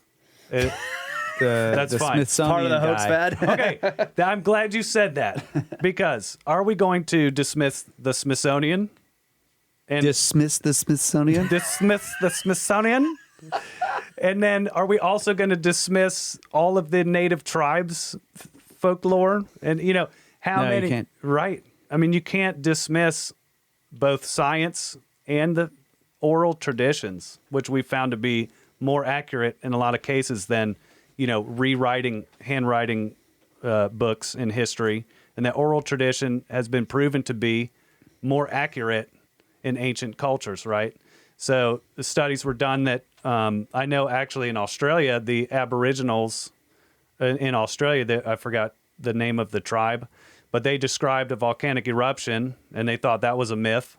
And then recently they discovered that they were incredibly accurate in the detail and the story was 6,000 years old. Yeah. And they were still handing this down orally. And they accurately described exactly where the volcano was. They were told that story by people who settled Australia. See? So who are you going to... This is my point.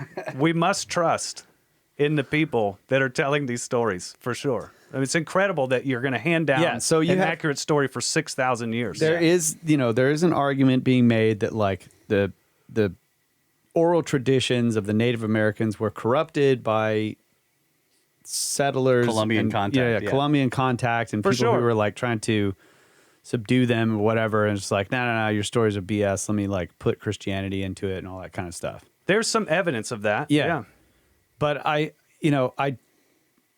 tend to agree with the like people who suggest that like their traditions weren't completely stamped out. Their traditions were rich enough and held on to by the people and still survive today. So it's like, Absolutely. Look at maybe Vine. you have to weed through some stuff, but Yeah. I tend to take them at their word also. Just so you know, I also went and researched some old tribe elders that do YouTube videos and do their own documentation. And some of these myths, they still stand by and say these are our stories. Yeah. And don't try and say that they were corrupted by modern colonialization. Yeah. Kyle DeLille, we had him on, and that was basically his thing. He was like, well, I went and spoke to our elders, and these are the stories we've been passing down, and they're not corrupted. Yeah. Absolutely. So I cherish them. I don't know. I don't want to get into the weeds on that, but it just, to me, it seems like, okay, so my family's been telling this story for generations, and like some dude that showed up and kicked us out of our house and made us go live somewhere that sucks told us like, no, that story's fake.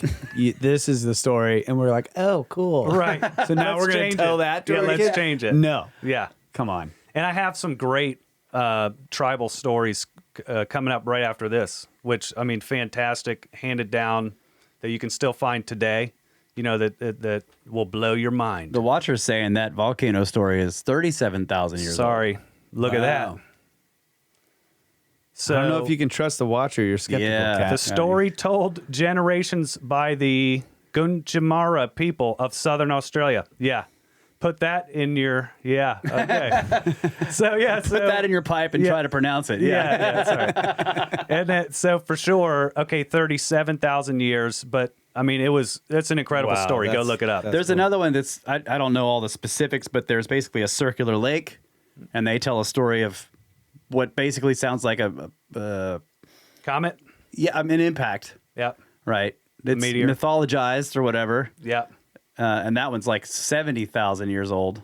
This is incredible. The age of the impact that created the lake. Yeah. So, And there's only, by the way, this volcano only erupted one time in the sense from that time till modern day.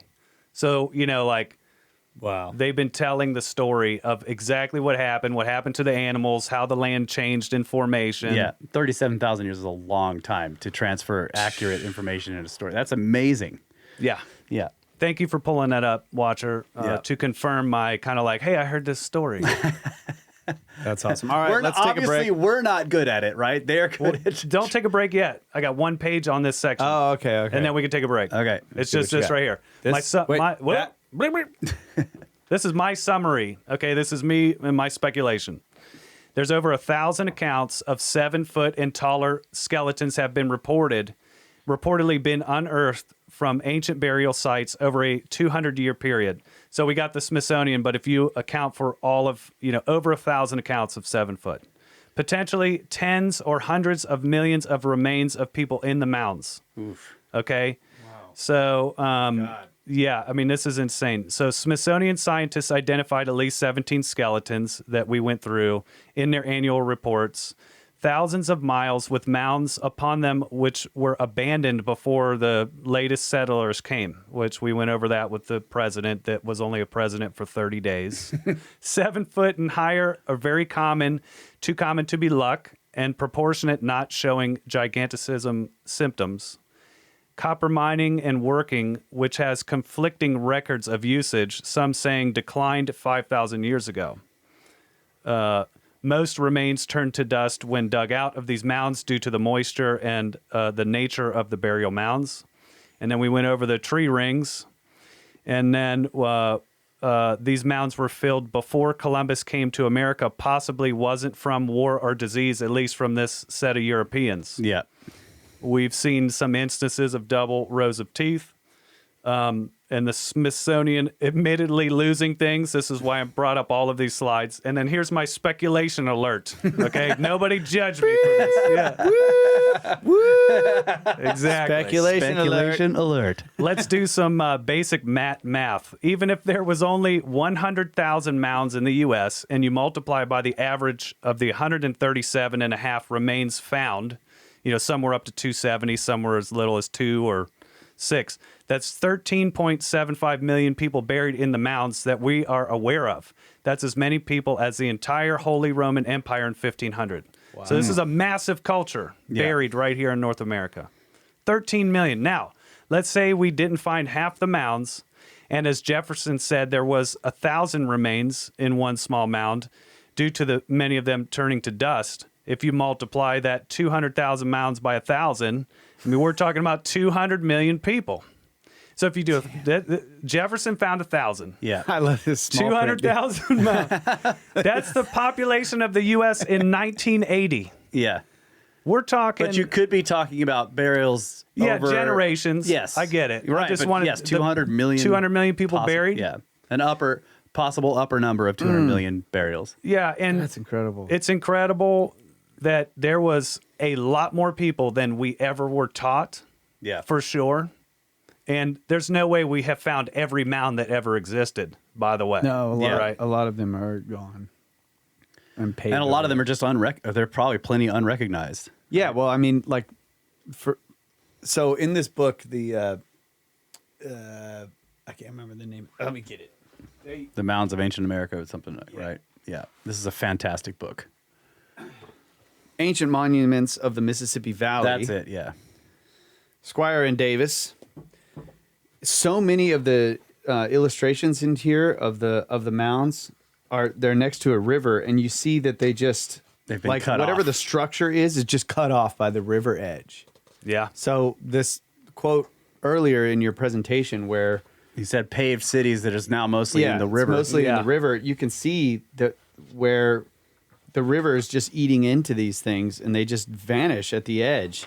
So I just, it's not only that, but how much of it has just been gone by the shifting of the river. And it would be interesting to see, studies on the movement of the river by, of course, that the valley of the river is like huge. Mm-hmm. Like Randall talks about, like it's underfit. Yep.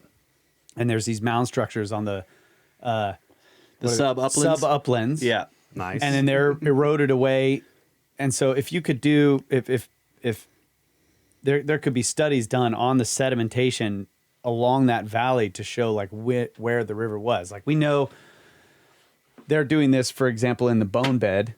Yeah. Here in Texas, where they're looking at this ancient river. It's completely covered up. It's the ancient spring that was there where these mammoth bones are and stuff is like it's been buried. Yep. But there was a spring there, and animals were coming there. But this, the water has moved around, and they can figure out what time period this ancient river was, and they can kind of follow its path. cool. Because there's a salt dome. Yeah, That's pushing the land around underneath the whole thing too. Nice. Yeah, it's wild. So yeah, it would be interesting to see like really how old are some of these structures. I don't know if I can show this, but I can show you where you can see like there's like this ring, but the river is just eating into the side of it there, and the central mound is about to be taken away by the river. Now let me just tell you something, then we could take a break. We were in Sedona, and there's a river there that there's a great campground and near the river, and it never overflows. Well, while we were there, there was a rain that melted a ton of snow in Flagstaff, okay? And people had houses along the river because the river's never overflowed for 100 years. And so this rain came and melted a foot of snow.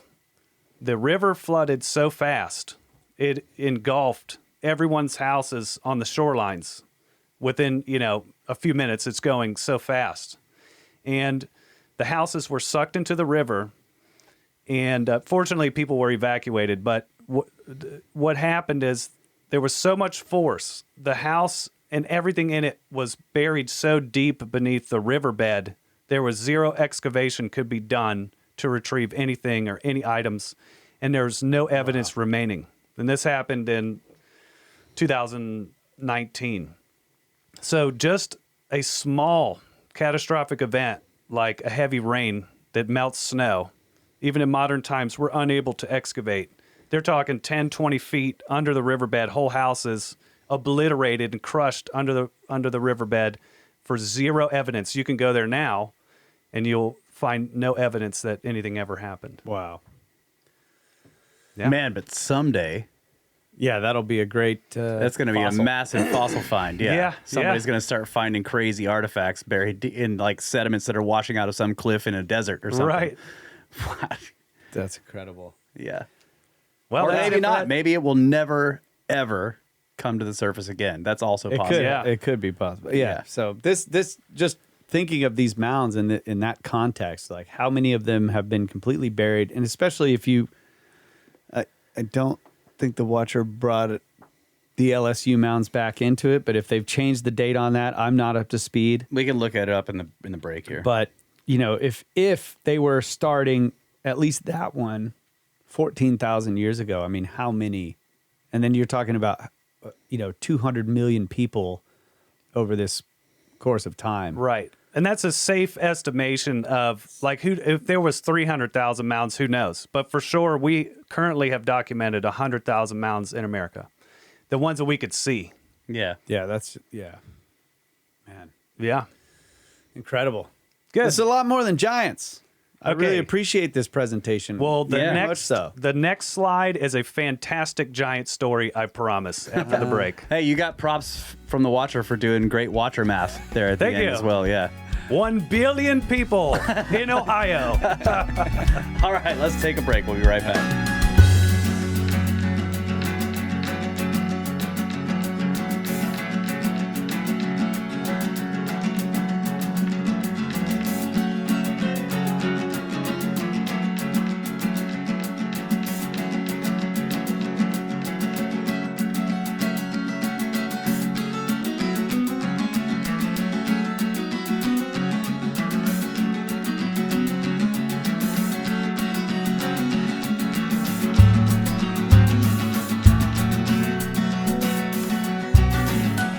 And we are back, ladies and gentlemen.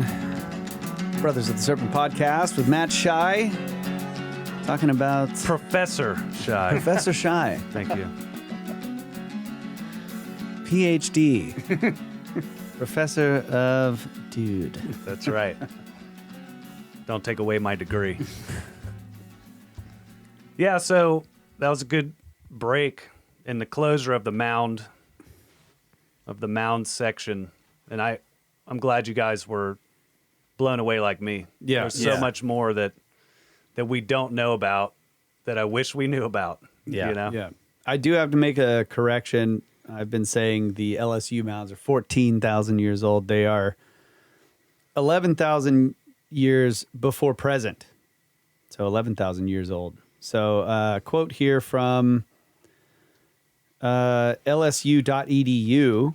The headline is New research shows LSU campus mounds as the oldest known man-made structures in the Americas. The LSU campus mounds, with one construction beginning at 11,000 years before present, are the oldest known extant man-made structures in the Americas, American Journal of Science. So yeah, I got the date wrong, but still, that's Really old. that's old. And we did go into detail on that story when it first broke, which I don't remember when it was. It was a while back. Yeah. So the mounds were at least started. Construction was started at that site at that time, 11,000 years before present. And they have robust dating for that. And then, of course, they were modified, and then there were periods where they were abandoned, and then they were modified again. And there was, like Watcher was saying, like 6,000 years ago, they oriented one of them towards Arcturus, which was, I'm just guessing here, but probably on top of what was a pre-existing construction site of a mound. So this is, this is what we see everywhere. This is what we see in Egypt. I'm really leaning towards the possibility that the ground plan for the pyramids on Giza is something like this. Like there was this is part of like the primordial mound idea that there was something there a long time ago. And, if you have a period of time where a site is abandoned for 1,000 years, it's not the same people, even if it's the same genetic lineage and maybe their oral traditions carry through that 1,000 years. It's a different people.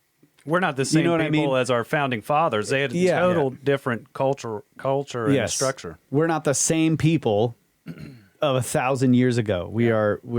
That's just kind of the way I look at it. It's like I try to imagine, like, are we the same people even of hundreds of years ago?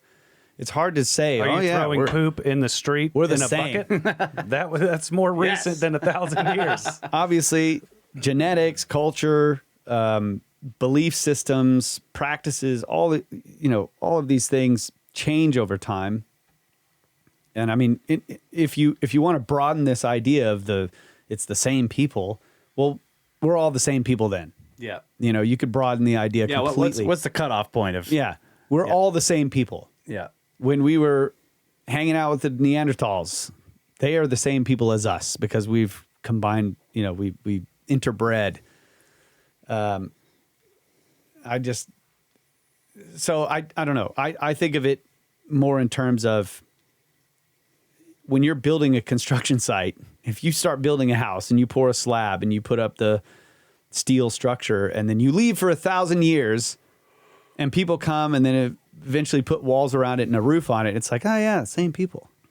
Yeah, and that's Finish the house. The It's like, people no. of the mounds, they could have been the same lineage of people, but not the same culture of people. Yeah. For sure. But I think we have the same tendencies as humans, or just intelligent beings. Like it could be other hominids, like not with the mound culture, but just in general, that when we find a place that we notice other intelligent beings, other hominids were there, they were working the site or they utilized it in some way, they started building something, we revere it.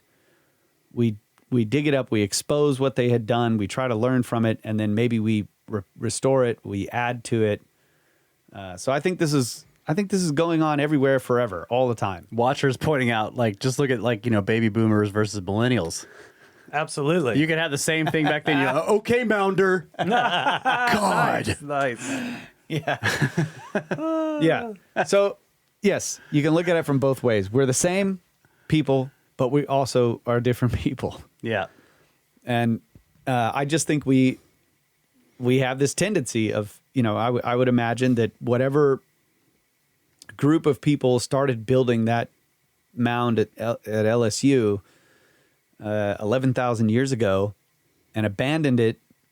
Later people come, they see it, they notice it, they realize the beauty of the site, and they connect with their ancestors that are like, man, they revered this site, and then they revere it, and they build on it, and they bury themselves into it. Just like you guys revere the pyramids. Absolutely. Yeah. We're still doing it. That's the point. Like, we're all going to the pyramids.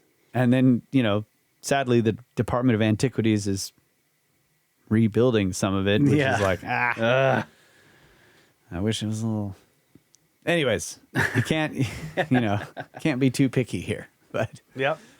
No, it's this great. is what we do. As a people. As humans. Yeah.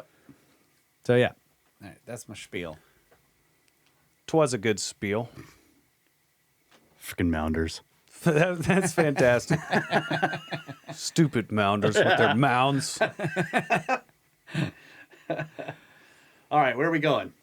Okay, so now to the actual stories of first-hand accounts of giants. Now that I've brought you to this point to where I hope you feel there's a possibility of 8-foot people hanging around. Yeah. Now let's actually talk about the crazy stories of huge people hanging around. All right. Let's do it. So we're going to start still in North America. And this has taken a while, but we're going to go all the way from North America into South America.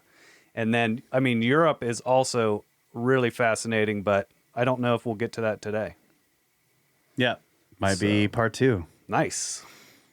So yeah, actually, this next story is 1521, one of the first stories of a encounter with giants. So actually, if you could pop it up, I'd love it if Russ read it, because he has such a beautiful voice. And you don't have to read. We'll talk about this little snippet I added, which is about horses. You don't have to read New that. research rewrites the history of American horses. Okay. Yeah, we'll talk about that after. Okay. So living near the Chicora people in South Carolina and Georgia was the Duhare tribe, who were predecessors of the Creek Indian tribe. They were different from the other area natives, very different. They were fair-skinned, had red or brown hair that hung to their heels, freckles, gray eyes, and they were noticeably taller than the other natives in the area. Most of the men wore mustaches, and the high leaders had beards. They herded domesticated deer using herd dogs in the way that Europeans did cattle. They also milked the deer and made cheese from the milk. The excess male deer population was fattened with corn for butchering. Corrals were built for the deer, where they stayed at night, but they were allowed to roam during the day, accompanied by herders. They raised chickens, ducks, geese, and other fowl, and were skilled farmers, growing large quantities of Indian corn, grain, potatoes, and other vegetables that had been developed in the New World. They owned some metal tools. They were governed by a chief named Datha, who was of a gigantic size, whose wife was as large as he was. In place of horses, the king was carried on the shoulders of strong young men. The chief was decorated with brightly colored paint or tattoos. The chief and his wife, Lee. They were first encountered in 1521 by Captain Francisco Gordillo, a Spanish explorer, and Pedro de Cuejo, a Spanish slaver. Gordillo had been sent northward from Hispaniola in the Caribbean by Lucas Vasquez to explore the American mainland. Along the way, Captain Gordillo met up with Pedro, and the two of them are the first known Spaniards to sail along the Georgia, South Carolina, North Carolina, and Virginia coasts. They lived in a stone palace. When the two ships arrived at present-day South Carolina, the Spanish were friendly with the Duhare people, but captured 70 to 80 natives of the Chicora as slaves. How friendly. Wow. Very friendly. Upon their return to the Caribbean, they told of the Duhare people that they had met, which was recorded by Peter Martyr something, an Italian historian in the service of Spain, to chronicle the explorers' activities.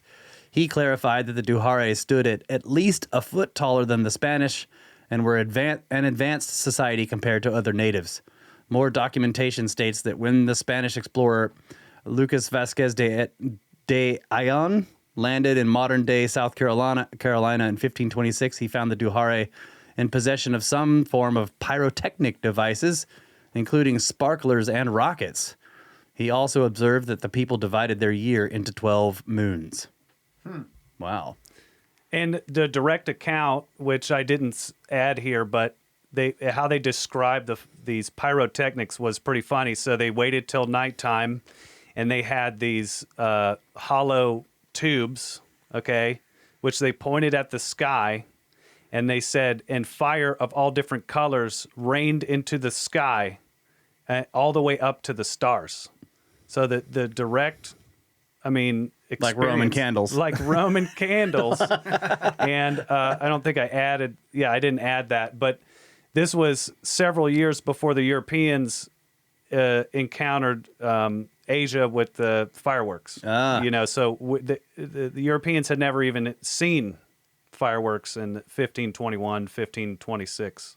And so, but the account seems very clear that they were fireworks of some kind. That is weird. I mean, and also, okay, they were milking deer. I mean, and making cheese. That's something that the tribes... domestication of animals. Yeah. So I found that interesting. Also, the people were much larger than the rest of the tribe. So they took, like you had said before... But it says also they're fair-skinned, red hair. Yeah, so this is the red-headed giants. Like, this is a common story among the natives as well. Yeah. Yeah. But this is a very... I don't know if you guys have heard this one, but this is Not that kind of a particular wild one. red-headed giant story. Hadn't heard that one. Yeah. And so keep in mind, you know, these explorers weren't talking to the other explorers about red-headed giants that weren't talking to the people in the West when we found red-headed giants in Lovelock Cave. Yeah. I mean, this is compelling that, you know, if you're looking at it from a misinformation kind of perspective, there's no way that these stories are getting crossed, you know, and then we're making up multiple red-headed giant stories, right? So anyway, I thought this was super cool there. Yeah, that's a good one. And the only people known to milk deer, other than this story, would be the Celts. There's documentation of deer milking and cheesing. So do the Celts have red hair? Well, I don't know. You tell me. So Probably. yeah. So anyway, interesting there. Large milking people. All right. That's a racist slide. Next. Well, like I said in my disclaimer, I did not record these accounts. So, okay. Moving Next. along. So, the history, I also read the history of the Choctaw, Chickasaw, and Natchez Indians, 1899. It's a fascinating book. And I just want to say with a disclaimer on this, the guy who wrote this book, you know, he really cherished the natives and wanted them to thrive. He was very upset about, you know, basically the destruction of the tribes in this time. So he was, if anything, biased in the side of wanting, you know, on the native side. So this was not one of these guys making up stories about how terrible Native Americans are. He's, you know, but he's for them, not against them. yeah.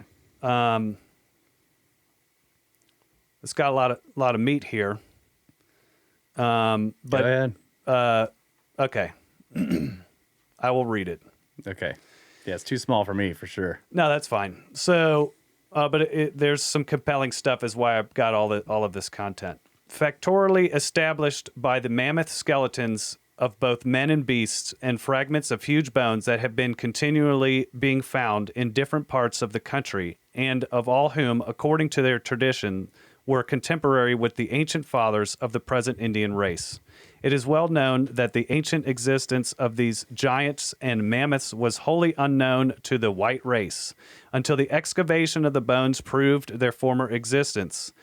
Yet were known to the Indians to have existed, so declared, but which was regarded by the whites as only an Indian fable, unworthy of belief or even second thought. A huge skeleton of one of those ancient mammals was found in March 1877, 4 miles east of the town of Greenville, Hunt County, Texas. I secured a fragment of the skeleton, evidently a part of the femoral bone, which measured 21 inches in circumference. A tooth measured 3 inches in width, 5 inches in length, along the surface of which the jawbone was 5 inches in depth into the jaw and weighed a seemingly incredible weight of 11 pounds. The teeth proved the monster herbivorous, and the animal of which was in a perfect state of preservation. The greater part of the frame crumbled to dust as soon as exposed to the action of air. So I bring this up because we had talked about this earlier, is that the natives knew that there were mammoths and have legends of people even riding them and warring with them. And here we go saying, oh, it's You just... mean using them in war or fighting against them? No, I'm sorry. Fighting against, they're killing them and they're messing with their tribes. And then there's fables of them riding them. But that's like some of the, Yeah, dude. How crazy is that? I know they did this. Yeah. They must have done this. Come on. You can't see one of those and be like, I'm going to ride that thing. I mean, dude, they killed like the mothers, mammoth. Get the calf. And they get the calf, and they're like, bro, we're Yeah. going to raise this bad boy. Yeah. We're going to break him. Yeah. And then they're over there just riding this thing like, yes, dude. That sounds epic. Really, Yeah. yeah.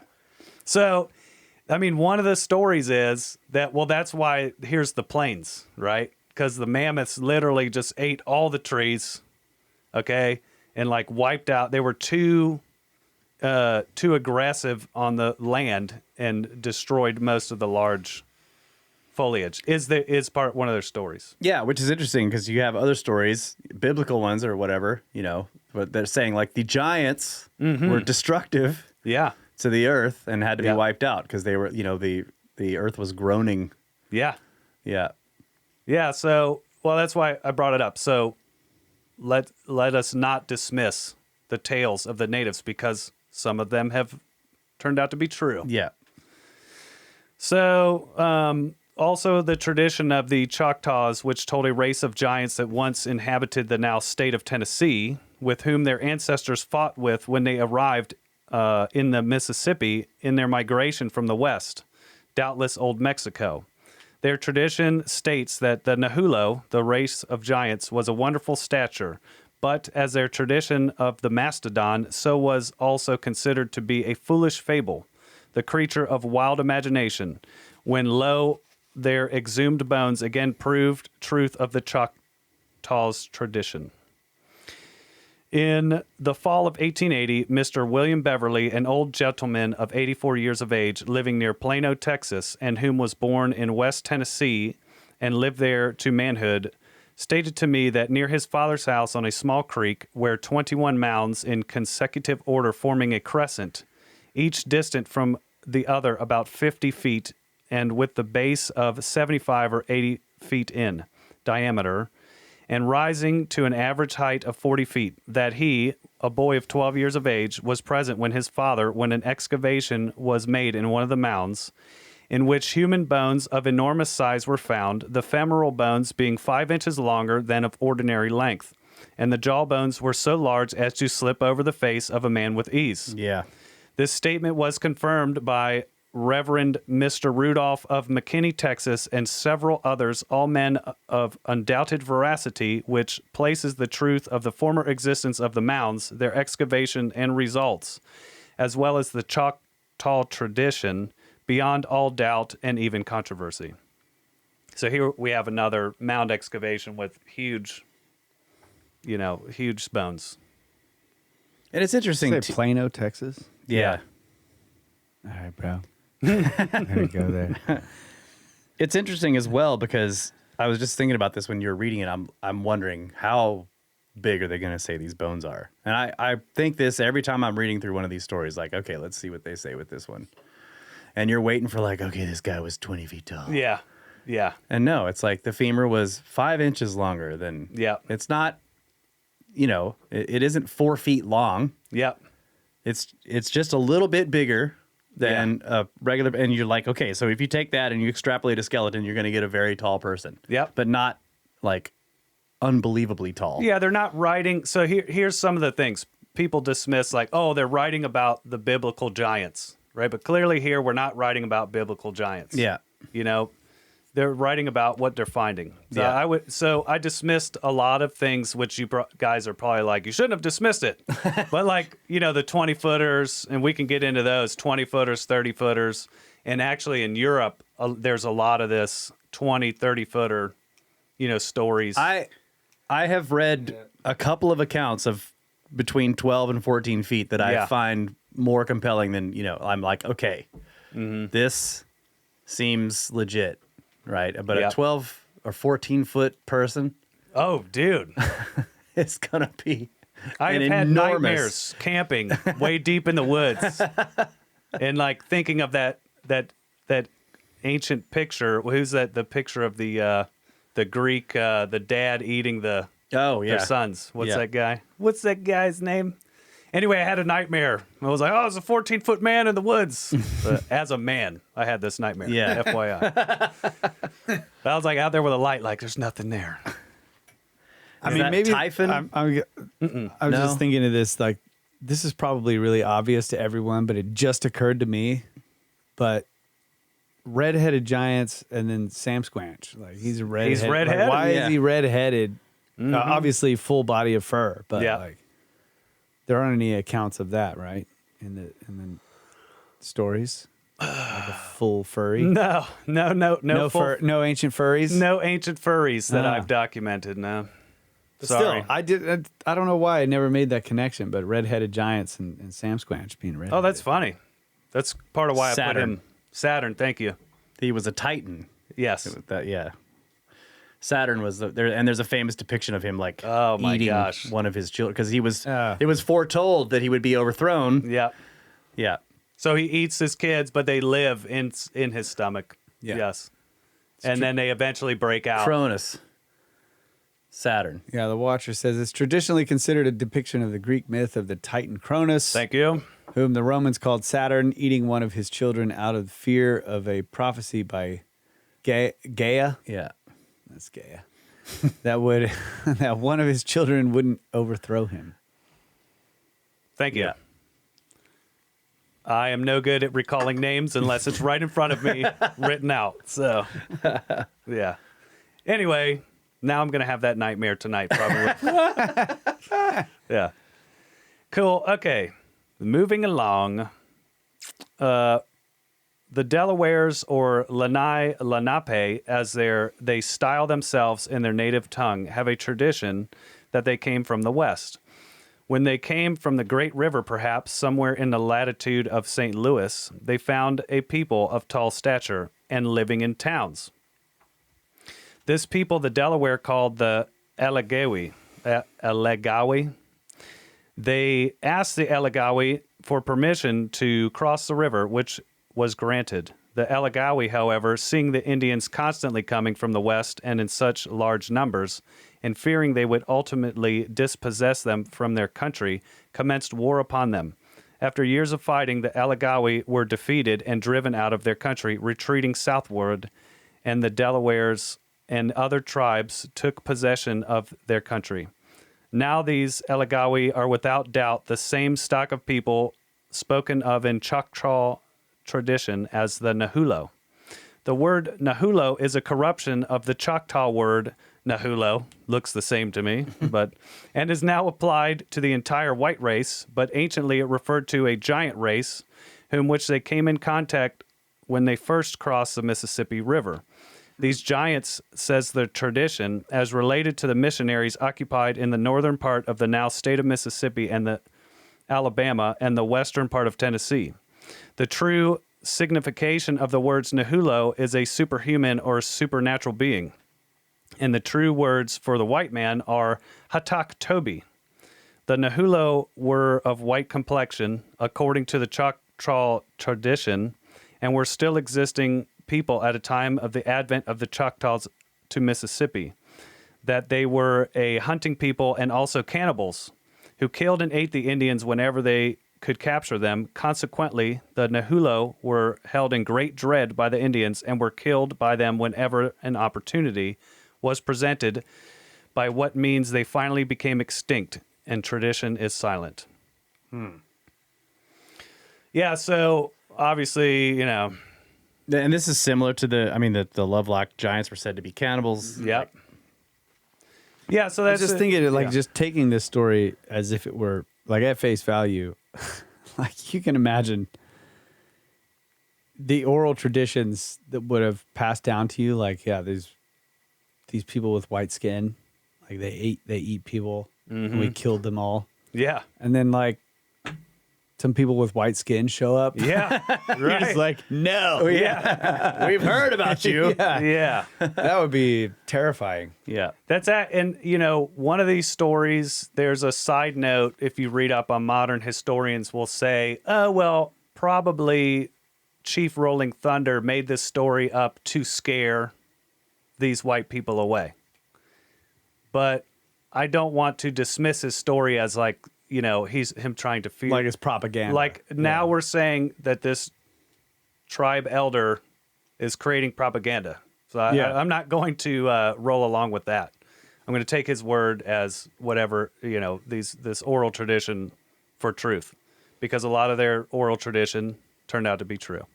So, but Or anyway, at the very least, that it is an actual oral tradition that they told themselves, right? not some made up propaganda for some Exactly. specific political reason, Right. at the time. So we're saying that the chief was like, you know what? Let's make up a crazy story to scare these dudes off. Yeah. Like maybe, but by the way, his story is similar to lots of other stories across our entire, Western hemisphere. Yeah. As we continue to dig through.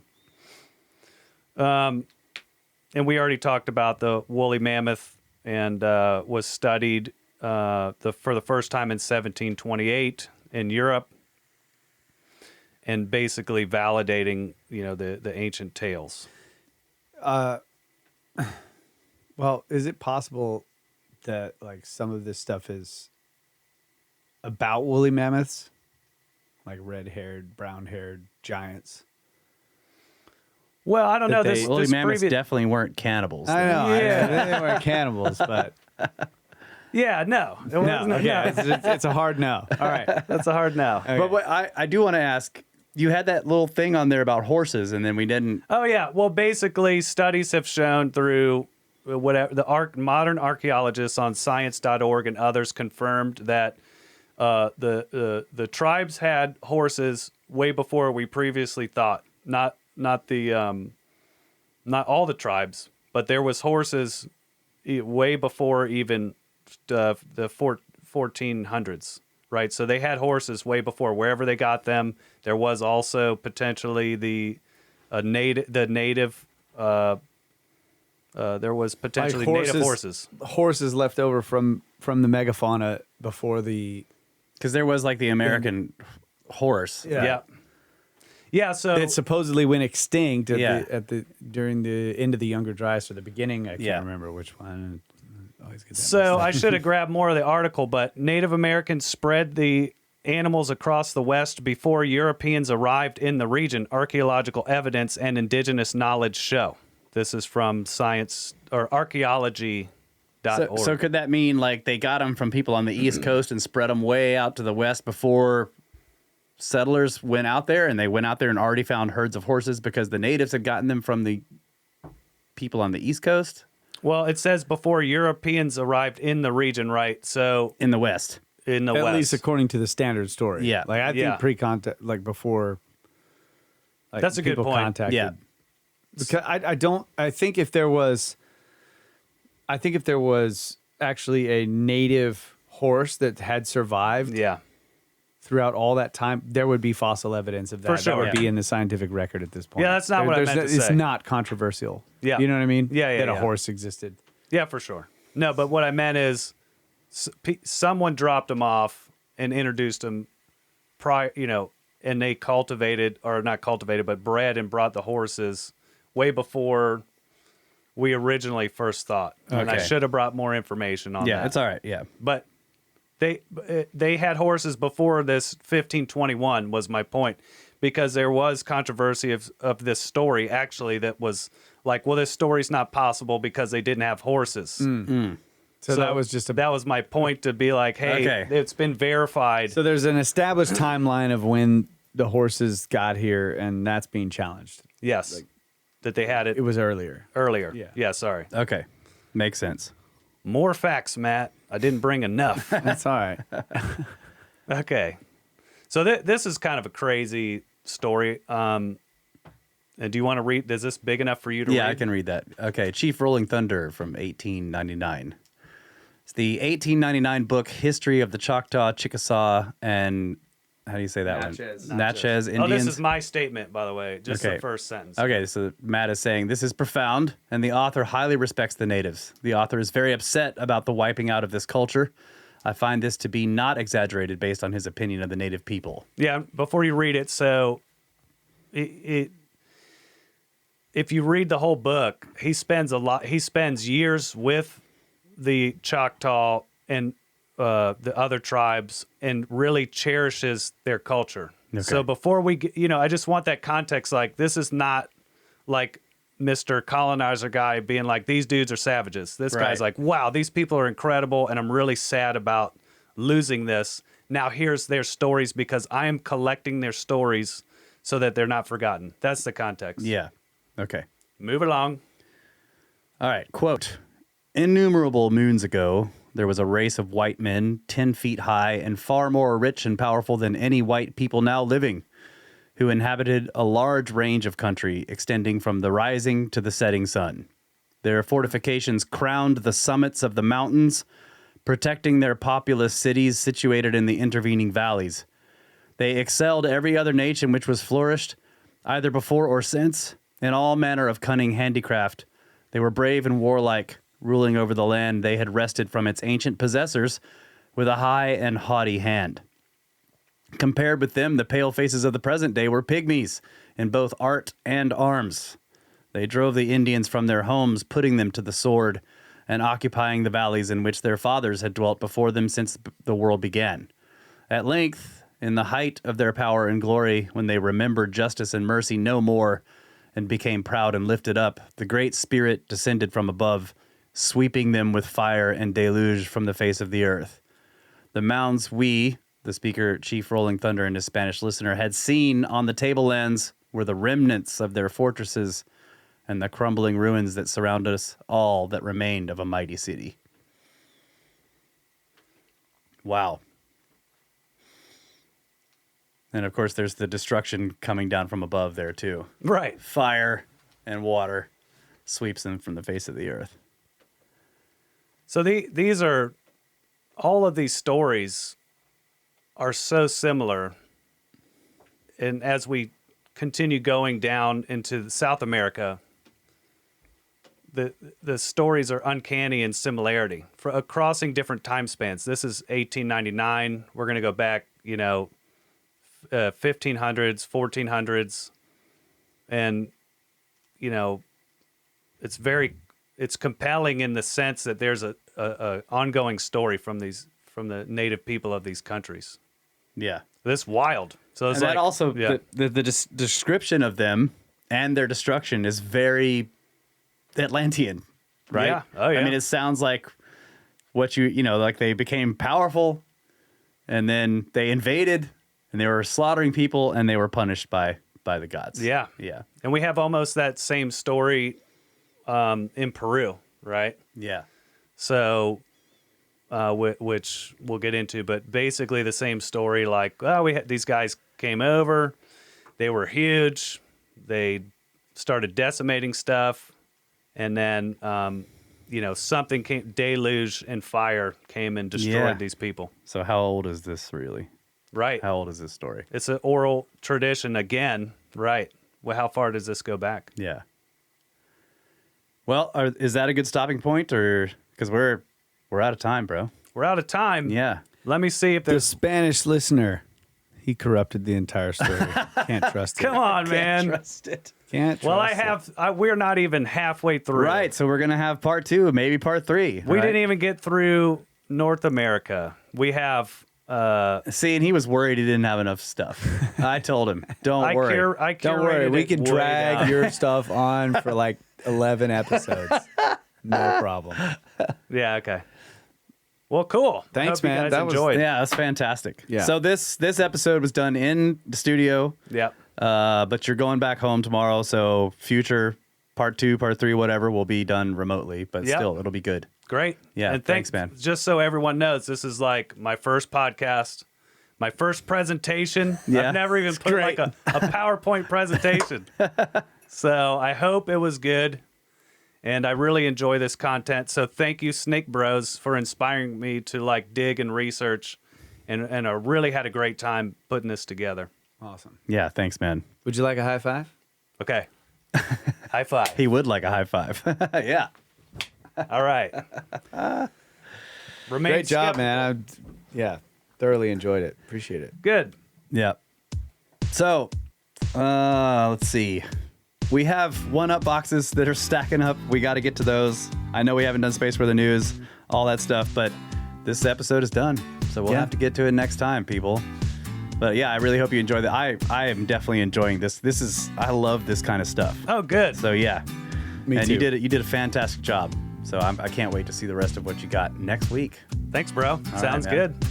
All right. right. Yeah. And for all you listeners out there, we love you guys. Always have. Always will. Good night, Adamu. Sam Squench. Get back to work. Gotcha. I knew that. That's right. Thanks, Watcher. Yeah, thanks, Watcher. Really appreciate it. Good night, buddy.